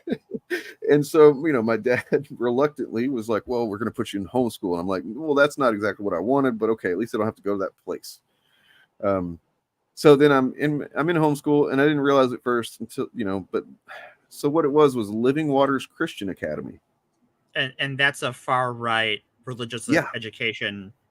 This was the thing that, like, literally the English books, the reading books, you know, the social studies were like, you know, some people say that evolution is, but that's bullshit. Right. You know, like, there was stuff about Jesus in the math book. Okay. Fuck. Yeah. So that's the kind of shit that is like, as Reggie said here, is highlighted. That shit is. It's just wait, no, that's not the right like one. Shit. there are I meant some to- kids that homeschooling is great for. This is the And one I meant. we need the governmental infrastructure to make those successful. And It is not regulated. You can it's just not do regulated. whatever the fuck. Okay. Yeah. I mean, you have to be accredited. Of course, to actually have say that someone graduated or have something worth going to, a college with or whatever. But like, yeah, they the people that get accredited have money, and that includes far right fucking church organizations. Yeah, this is not. Here is what I can tell you about my Catholic education. It was so bad that my memories begin when I left Catholic school. Like I hardly remember anything from before I was 14. My first like linear memory of like events following in a sequence is at my orientation when I transferred high schools in my junior year to a public high school. That's the first like whole day I can remember in my life, and I was 14 years old. So I don't have a lot of good things to say about Catholic education. Yeah, that's fucking shit. Oh, was there? I'm not surprised. I'm not. Yeah, I They know found that one in Ohio. Where are the other ones at? That's what I want to know. Yeah, right. I know in our D&D episode way back in the OG, I told this story about a friend of mine who was a friend of mine through Scouts, who was homeschooled. Him and his siblings were homeschooled because he had 2 brothers and 3 sisters. And his dad cut him off from his friend group because I had lent them Baldur's Gate 2. Oh god. And his dad enjoyed it right up until he found out it was D&D, and then I was corrupting his family. I remember you telling me about that. Holy shit. Yeah, so. Well, okay. So there we had a little aside there. Yeah, John Oliver's done at least one on homeschooling. Yeah. So back to this week. Let's see. Back to reproductive rights. Okay, social policies. This one may be relevant to some of you. That's just a few. Project 2025 aims to criminalize pornography. Now we can just stop right there and see how you guys feel about that. Yep. Even taking it at face value, how many of you are just like, that's cool, that's fine? Right. We should criminalize pornography. And here's a fun fact. I don't really care for porn all that much. It's not my jam. But I don't think they should criminalize fucking pornography. That's fucking dumb. Quit it. If anybody's ever seen the movie, and maybe we need to like, you know what, I really do need to prioritize doing a watch party. Maybe this will be one that I consider doing a movie watch party for supporters and stuff. But The People versus Larry Flint. Mm-hmm. Larry Flint was a gross fucking guy. Like he was fucking, he was a pornographer. Not to say that's not inherently a bad thing, but he was a little bit of a gross bastard. Right. He was a bit of a provocateur, and I did actually appreciate some of his provocative. He went after what's his name, Falwell's, and stuff like that. That's pretty funny. How he had some piece written in the Hustler magazine about how Jerry Falwell lost his virginity to his mother in an outhouse or something, and he got sued for that. And they ended up going to court, and it went all the way up to the Supreme Court. Back whenever they actually decided things somewhat based on reason. Yeah, nowadays this would go the other way. But like, there's a really good scene of like fucking what's his name? Ed Norton, great actor, early in his career, doing some good courtroom scenes where he's defending, Larry Flint's right to be a pornographer and publish what he does. And he's like flat out saying, I don't like it, it's gross. I think what he does is disgusting. You know what I mean? But like once you start doing this and you're kind of doing it based on nebulous, criteria and stuff, like where does it go next? Right. It is the literal definition of a slippery slope. Yeah, But let's think about the video games too, guys. Come on. Yeah. Gamers rise up. Gamers rise up. Yeah, we're trying to do a Bannon right now and mobilize you guys. another thing is when they say criminalize pornography, they consider the existence of a gender non-conforming person of any stripe or variety to be pornographic. And this is the more serious big thing because, like, look, if pornography, if all of it got Thanos snapped out of existence tomorrow, look, we can still beat off, guys. We can still beat off. So, Right. you know, you might have to go back to your imagination, but we can do it. We'll be all right. The more serious concern is this. So, sorry, I didn't mean to interrupt you. No, you're good. Keep going. Yeah, it's you're talking about like you know, the way that they say that it's just a drag performance is inherently sexual to them. Right. Right. Never mind the fact, meanwhile, that a lot of them have their kids in fucking beauty pageants, little girls wearing bathing suits and being judged for their how they look in a bikini. You know, never mind that shit, right? You know, stuff Trump actually was like involved in. Mm-hmm. Mm-hmm. Peer to peer, yeah. But yeah, this it's definitely Fucking bust out the Napster. They definitely have LGBTQ people in mind when they talk about this. Like, yeah. In fact, I wouldn't even be surprised if actual just regular pornography, traditional pornography, wouldn't really have a whole lot of effect on it, and that there would be more focused, at least initially, on you know, how they say that a teacher shouldn't talk about pronouns. They shouldn't say that they're gay to, like, it was just fucking ridiculous. Like, a teacher can't say I'm married to same gender or whatever because that inherently implies something sexual. It's like, and you think about how many teachers did you know, maybe not all of them, but you probably had at least 1-2 teachers going through school that you knew about their spouse to some degree. Yeah, you know, people, you know, especially if you had a teacher who got pregnant or something, like you would just inherently find out about their spouse, right? Like, it's the infantilization, the pseudo infantilization, because I don't think they really think that they're trying to keep kids from understanding sex exists at all. Right. I don't think they really think that. It's just a fucking cover for this. Mm-hmm. Yeah, I mean, yeah. Yeah. And as Bob points out, they like, you know, they talk about protecting kids a lot for people who love making it easier for adults to marry children.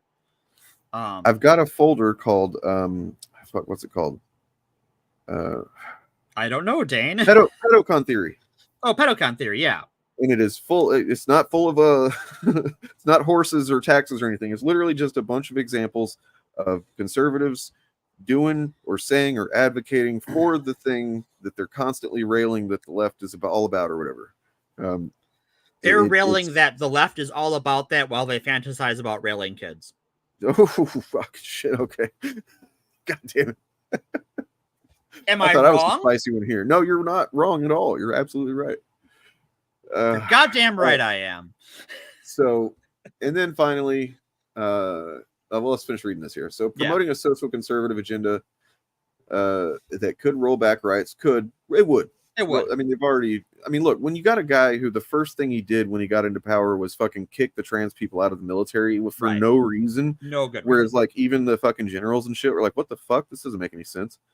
Why'd you do this?" You know, he's been signaling it for a long time. And if you need any more evidence, Matt fucking Dillahunty, you fucking dipshit. Yeah, I got some right here. Yeah, Matt's on my naughty list right now. The left-wing gender insanity being pushed on our children is an act of child abuse. Very simple. Here's my plan to stop the chemical, physical, and emotional mutilation of our youth. On day one, I will revoke Joe Biden's cruel policies on so-called gender-affirming care. Ridiculous. I will sign a new executive order instructing every federal agency to cease all programs. See, like, he's not even hiding this. Like, he's distancing himself from 2025, but then he's just straight up like, no, this is what I'm going to do. Well, so there's not any doubt. There should be no doubt in your mind about what we would do with Project 2025 enacted, right? Right. So I tried. I gave it the old college try to watch the Republican convention. Oh, I'm sorry. And day one, it was like back to back speeches complaining about gender and DEI. And like, okay, I don't need to do this all week. Guys, I don't know if y'all realize this. I know Morgan does. But this podcast was essentially created to stop this. Right. I mean, not to say we're going to do it on our own, our little podcast with 39, To 40 inform people concurrent about viewers. But yeah, to do whatever small part we can possibly do, because this is the epitome of forced adversity. What they're Right. doing, it is that you couldn't have a document that spells out being adverse, forcing adversity to just like generally positive things, healthy things, productive things, progressive things, good things. That's what this fucking document is. And so that's why, we're going to have to be touching back on this stuff Yeah. throughout. Well, and okay, so I want to touch back on the social conservative agenda, because Yes. I'm sure there are people listening who are like, Morgan, I get it, you're trans. But like, what does that have to do with me if I am a disabled person, if I am a person of color, if I'm an indigenous person? Well, I can't imagine that they're going to be very good for indigenous rights. I mean, they have already said in court opinions how they would also like to do things like repeal the law that protects access to birth control. The Republican Party has talked out of one side of the mouth that, we would never go after IVF. It's terrible what happened in Alabama. And then when it's brought to a vote, they vote against it. Mm-hmm. They have promoted getting rid of or bringing back anti-miscegenation laws, which, for those who don't know, is it used to be criminal for people to marry people who were of a different skin tone. Mm-hmm. So we're just bringing back eugenics, right? That's what this is. When they say promoting a conservative social agenda, it is a literal return to 19th century eugenics policies. Because make no mistake, they're only advocating against what they know they can get away with because there's just enough support for it right now. So like they've managed to fucking drum up a good amount of, and I mean good in the worst way possible, right, a decent amount of sizable amount of anti-LGBTQ, primarily anti-trans and non-binary hate, but that does extend to just gay people too. Yeah. Speaking of which, the guy that we're going to have as a guest next week on Saturday, he's a gay guy, and that's one of the primary reasons that he started to kind of really separate from that stuff, is he started seeing how they would advocate Adam and Sitch and the things that they're saying being like pretty directly implicating some seriously sinister shit towards queer people in general. Oh yeah. But they get away with that, and they also can get away with being against women's rights, because there's enough people that are. But as soon as they are able to drum up, because you can see them doing it all the time on the internet, you see them kind of like saying, just by saying that a black person is in a movie, that's woke, that's DEI. Right. That's what that is. That's them trying to force it back, push back the progress that has been made, so that there'll be just enough people to go, actually, I kind of don't like that black people can marry white people. And then that's what they're going to go after that. Yeah. That's going to be a fucking new proposal. And they will continue on, because that's what fascism is. Yeah. Because you will always need a new enemy. If J.K. Rowling and Elon Musk could get a magic wand and wish me away tomorrow, the right would have a new enemy the next day.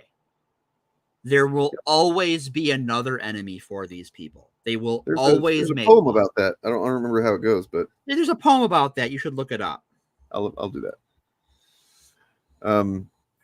And we can finish this off real quick too. In the meantime, if you want to read that immigration and law enforcement one. Yeah, I'll read immigration and law enforcement. So the plan calls for aggressive immigration enforcement and the expansion of capital punishment, highlighting a tough stance on national security and law and order, with potentially severe impacts on immigrant communities and the criminal justice system. So I'm going to take this apart, sort of going backwards, and I'm going to start with capital punishment. Historically in this country, most people who are executed by the state are either mentally deficient and or of a minority ethnicity. Often both, and almost always poor and unable to afford proper representation from the get-go. This is, in addition to a crime against humanity, class warfare. This is creating a two-tiered legal system wherein if you are poor and accused of a crime, you are at a greater risk of being killed by the state. So we'll start there. Just, light and fluffy. A tough stance on national security. Immigration is not a national security issue. There are national security experts and immigration experts that write on this. These are entirely unrelated things that we have unfortunately allowed to become merged together in the wake of 9/11. Immigrants come here to work. They come here to live here because this is America. We are, as Ronald Reagan put it, a shining city on the hill. We're a place that mythologizes itself as being the place you can go with nothing and become something. That's the marketing. That's the sales pitch. National security is nothing to do with that. Threats to national security in the 21st century don't cross our border with migrants. They fly in on visas. They attack over the internet. So it is just scapegoating and scaremongering over literal nothing. And also, while we're talking about our good Christian conservatives, the majority of the migrant population that comes to this country from our southern border are Christian, often devoutly so. The Hispanic population is majority Christian. Often people fleeing from the Middle East, fleeing persecution in the Middle East, are doing so because they are Christian. Well, okay, so you said a couple of really relevant things there. I mean, it's all relevant, but I mean, the shining city on a hill thing, yeah, like you said, that is the branding. That's been the marketing for a long time, and nobody ever said we're officially not marketing that anymore. It just started shifting suddenly. Not suddenly, but gradually, and then suddenly, next thing you know, Trump and that it seems to be that's not the market, but like the people that that's kind of advertising to, so to speak, they're not exactly like often up to current fucking dais on what's going on in the U.S. So they're still like getting messages from half a decade ago, as far as what's going on, and they think if you heard about that as a child and your town is being encroached upon by drug running gangs that, I mean, sell drugs to us, if we're being perfectly honest. The drug war is an economic problem caused by America. Let's be real. Yep. And you heard as a kid about, how your parents were able to cross the American border and go work and come back and bring money for their family and take care of everyone. That's going to seem like a pretty magical place. That's a magical place. Of course you're going to go, you're going to try. Like if that's what those are your options, of course. Absolutely. Now imagine doing that, thinking I just got to get there, and then and of course there's always been probably a little bit of like false expectations as far as like how easy it would be to make that happen, but at least there's an opportunity. But then nowadays, if you're coming over, like let's say the Texas-Mexico border, you might just like run into some fucking razor wire. Into some fucking booby traps, right? And we spent 3 episodes shitting on the guy. But Reagan was absolutely correct on our immigration policy because he was pro-migrant labor. Yeah, as a matter of fact, you know what he said was, "Welcome to the FAP. Nancy used to do that for me. Handsy Nancy, I called her." Gods, you got me again. All right.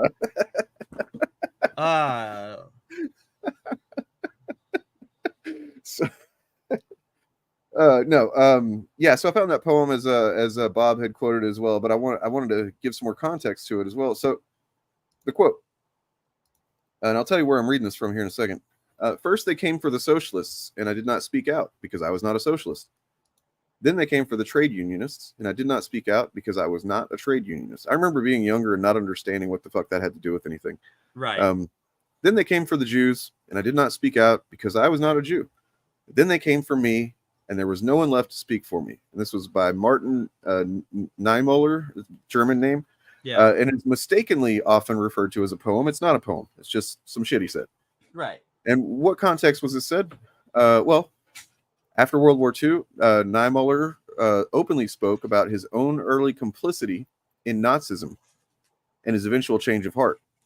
And he was complicit in this, just that he didn't act, he didn't say anything. Right. When he knew it was wrong. His powerful words about guilt and responsibility still resonate today. And these words are, let's see, they've been a permanent part of the exhibition at the United States Holocaust Memorial Museum since its opening in 1993. Yeah. So there you go. And there's a reason why that gets repeated. There's a reason why it's relevant. And the right is going to do a lot, like they always do, but they're definitely going to be doing it now. A lot of effort, a lot of fucking work, a lot of labor to try to convince you that you're being over dramatic. And this is, oh, that's not what's, the project's not a big deal. It's just nothing. I've had people in chat already doing it Friday. Yeah. Do not fucking stand for that. If you've been paying attention to this stream, what we're saying is right there in the text of the thing. I mean, if you don't believe me, you can go look yourself. You can go read Project 2025 on the Heritage Foundation's website. And you can read the Republican platform. You can read the draft version that they released 2 weeks ago, and you can read the final version that came out. And you can see the language was modified, which is fascinating. Did you notice anything? Was there anything kind of carried over, or was it all completely different, or what? So the draft version is definitely more. When I read the draft version, it is more in line with the Project 2025 or the Agenda 47 language. They moderated some things, particularly on marriage and on abortion, but like they made it weaselly. So like so they changed the definition of marriage from, instead of being between the draft definition was of course the one man and one woman, and the final version is Republicans will promote a culture that values the sanctity of marriage. And I'm pulling that quote from the New York Times. So even more vague. Jeez. Right. Is they're just trying to but we know what they mean, right? Like we know what the dog whistles are. And even then, I didn't know this until I read the New York Times report on it. That a lot of these social conservatives within the Republican Party were upset that they were moderating their language. Because, that's how they be. Yeah. I think Lucifer shared an article earlier that I'll have to look up in the New York Times again. I think I've already read my free one for the month or whatever. So yeah. I'll have to sign into another browser. Right. Just time for another incognito mode. But yeah, we'll probably look into that. If it becomes relevant again. But I mean, it's relevant. It's going to stay relevant. Yeah, it's not going. Point being that, look, guys, I'm going to tell you all a secret about my channel. If it was just, and maybe this is kind of lame to admit or something, but if it was just me wanting to talk about fandom, I don't know that I'd ever started this channel. That was not what motivated me. It's not the primary thing that motivated me. What motivated me was that I have kids and I don't fucking want to see them live in a world that looks like things are trying to go to, that certain people are trying to make it be. And then, in the interim, since I started my channel, I've made lots of amazing friends, met lots of people, heard lots of perspectives, and I've only empathized with those more than I ever did. And yeah, yes, we talk about fandom stuff generally, but that's almost entirely because it's directly an expression of the same shit, the same fucking forces that want to make this happen. I don't want to hide that. Hopefully anybody that thinks that's surprised by that, hopefully nobody is. Hopefully you all realize that I haven't been like the chuds I didn't want to be, where I'm hiding what my underlying intentions are. I've tried to keep wearing them on my sleeve, but I'm genuinely terrified for this country and for marginalized people, for myself in some ways. I am terrified for everyone that isn't a rich white oligarch. Yeah. like here's the deal, right? Like I am even terrified. You played that clip of those neo-Nazis marching. I am terrified for them too. Right. Because they have been so misled by our system and failed by our system that is how they ended up. And without some major course correction, more people are going to end up like that. And those people are probably at some point in their life going to have to grapple with what they've done, with what they've committed their time and effort and brief time on this earth to. If this is bad for you, everything that's going on right now is bad for you. Everything the Republicans want in their platform, in Agenda 47 and Project 2025, it is to your detriment to support them. I hesitate to like use terms like good versus evil and stuff like that, because it really is just like it's such loaded fucking concepts and stuff like that. But I mean, I don't know that there is anything that, in my view, that could more practically be described as what's happening right now. The people that try to obfuscate and try to like both sides and stuff, the reason I get so fucking angry at those people, and the reason why I'm going to have zero tolerance for them, really, unless I feel like they're like actually open to learning in chat or something like that. If I just, some of these people shows up and are just like, oh, it's both sides at this point, you get the fuck out of here, you're gone. Because we need all fucking hands on deck, because this is a concerted effort that's been pushed for decades. It's got corporate backing, corporate sponsorship. They've got their fucking claws in, into power, and it's gonna barely be by the fucking skin of our teeth if we avoid it in November. Mm-hmm. And then we're gonna have to keep fighting after that too. And then the work goes on. And that fucking sucks, but So I want to circle back around as we're talking about this. Yeah. To something we talked about earlier, which is the cutting of the veterans benefits. In the wake of World War I, one of the things that primed the pump for fascism in not just in Germany and not just in Italy, but also places like Spain and Japan, is that you had a generation of men trained for war, traumatized by war, and who returned home to nothing, whose country abandoned them. It's a breeding ground for this, and you can see it in our veteran population today. That the cutting of those benefits only feeds this cycle of violence in the most cynical way. And I know we don't want to frame it. We're adverse to framing it as good versus evil. But I think what it is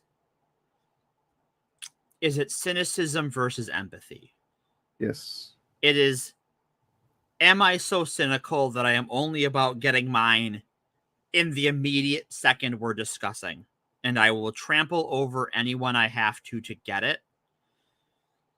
Or will you stand by the person next to you, whoever the fuck they are, and go, no, we've got each other's back here and no further.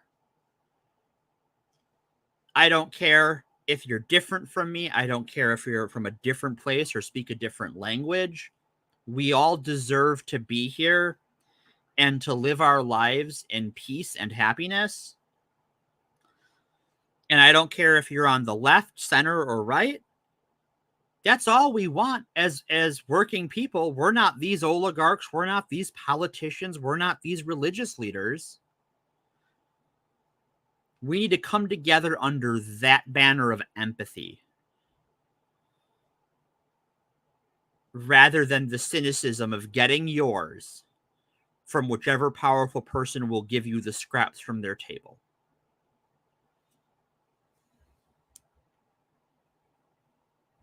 Yeah. What I mean, Yeah. what's the question? Of course, just ordinary people. We're all just ordinary people. That's the thing. That's the really great lie of it all, is that like we're all just ordinary. Being different from each other is the ordinary thing.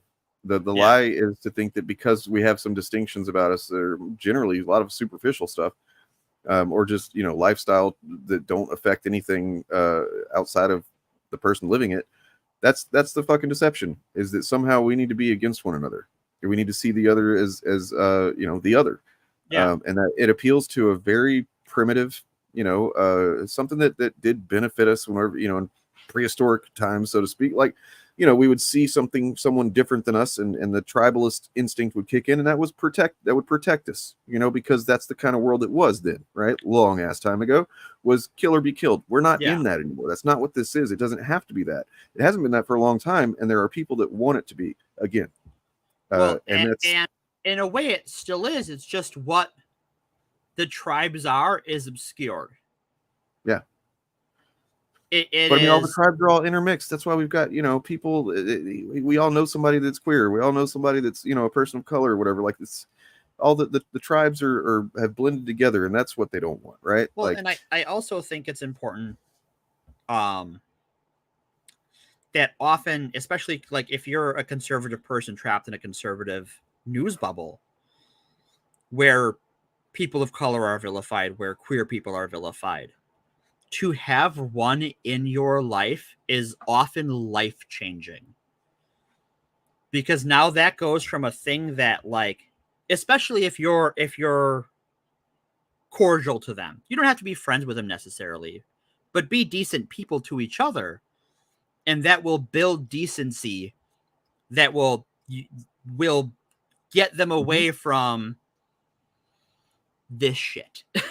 because as like Philip says, YouTube's not the only place where it comes from, but it is a major one these days. But like, that's what that content exists for, is to stop people from seeing someone and empathizing with their suffering or their struggle or their trauma, because we all have those. We all have suffering, and we all have some degree of trauma. And if you empathize with it, oh man, that's a slippery slope to giving a fuck about other people, and they don't want that. Yeah. I also think that that's why it's important that, here on the FAPcast, that we do things like talk Star Wars and talk X-Men. Because it's important to show that we're not one-sided people that just want to. We're not just lefties on the internet who want to talk about how Trump's bad.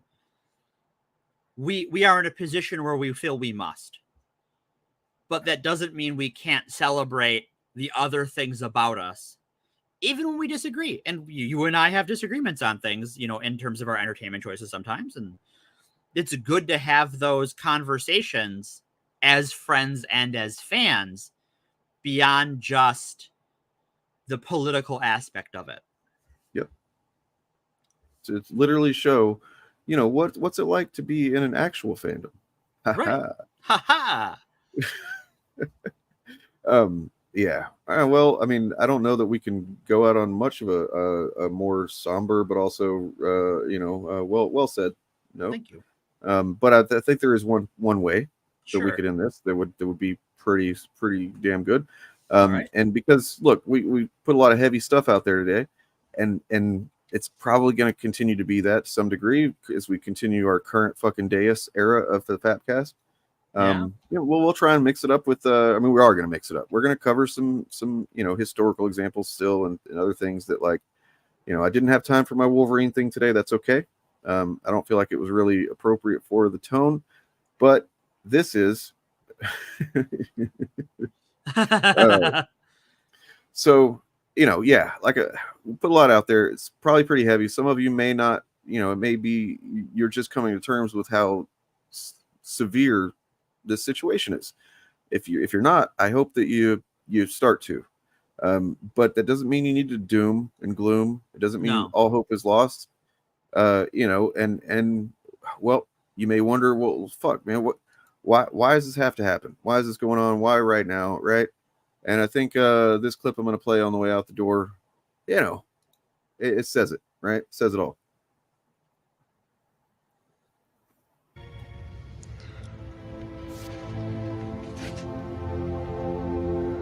wish the ring had never come to me. I wish none of this had happened. So do all who live to see such times, but that is not for them to decide. All we have to decide is what to do with the time that is given to us. There are other forces at work in this world, Frodo, besides the will of evil. Bilbo was meant to find the ring, in which case you also were meant to have it. And that is an encouraging thought.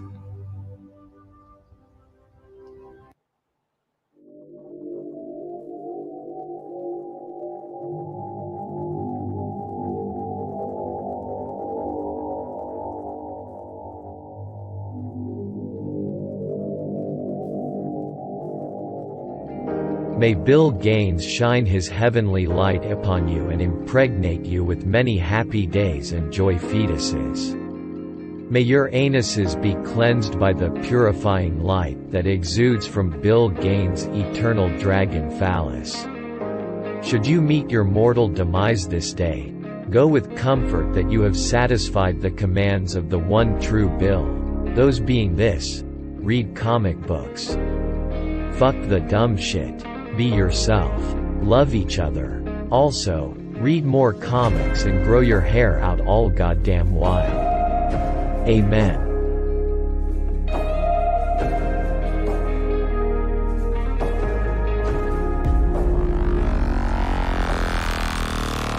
Actual fandom is not going to stop.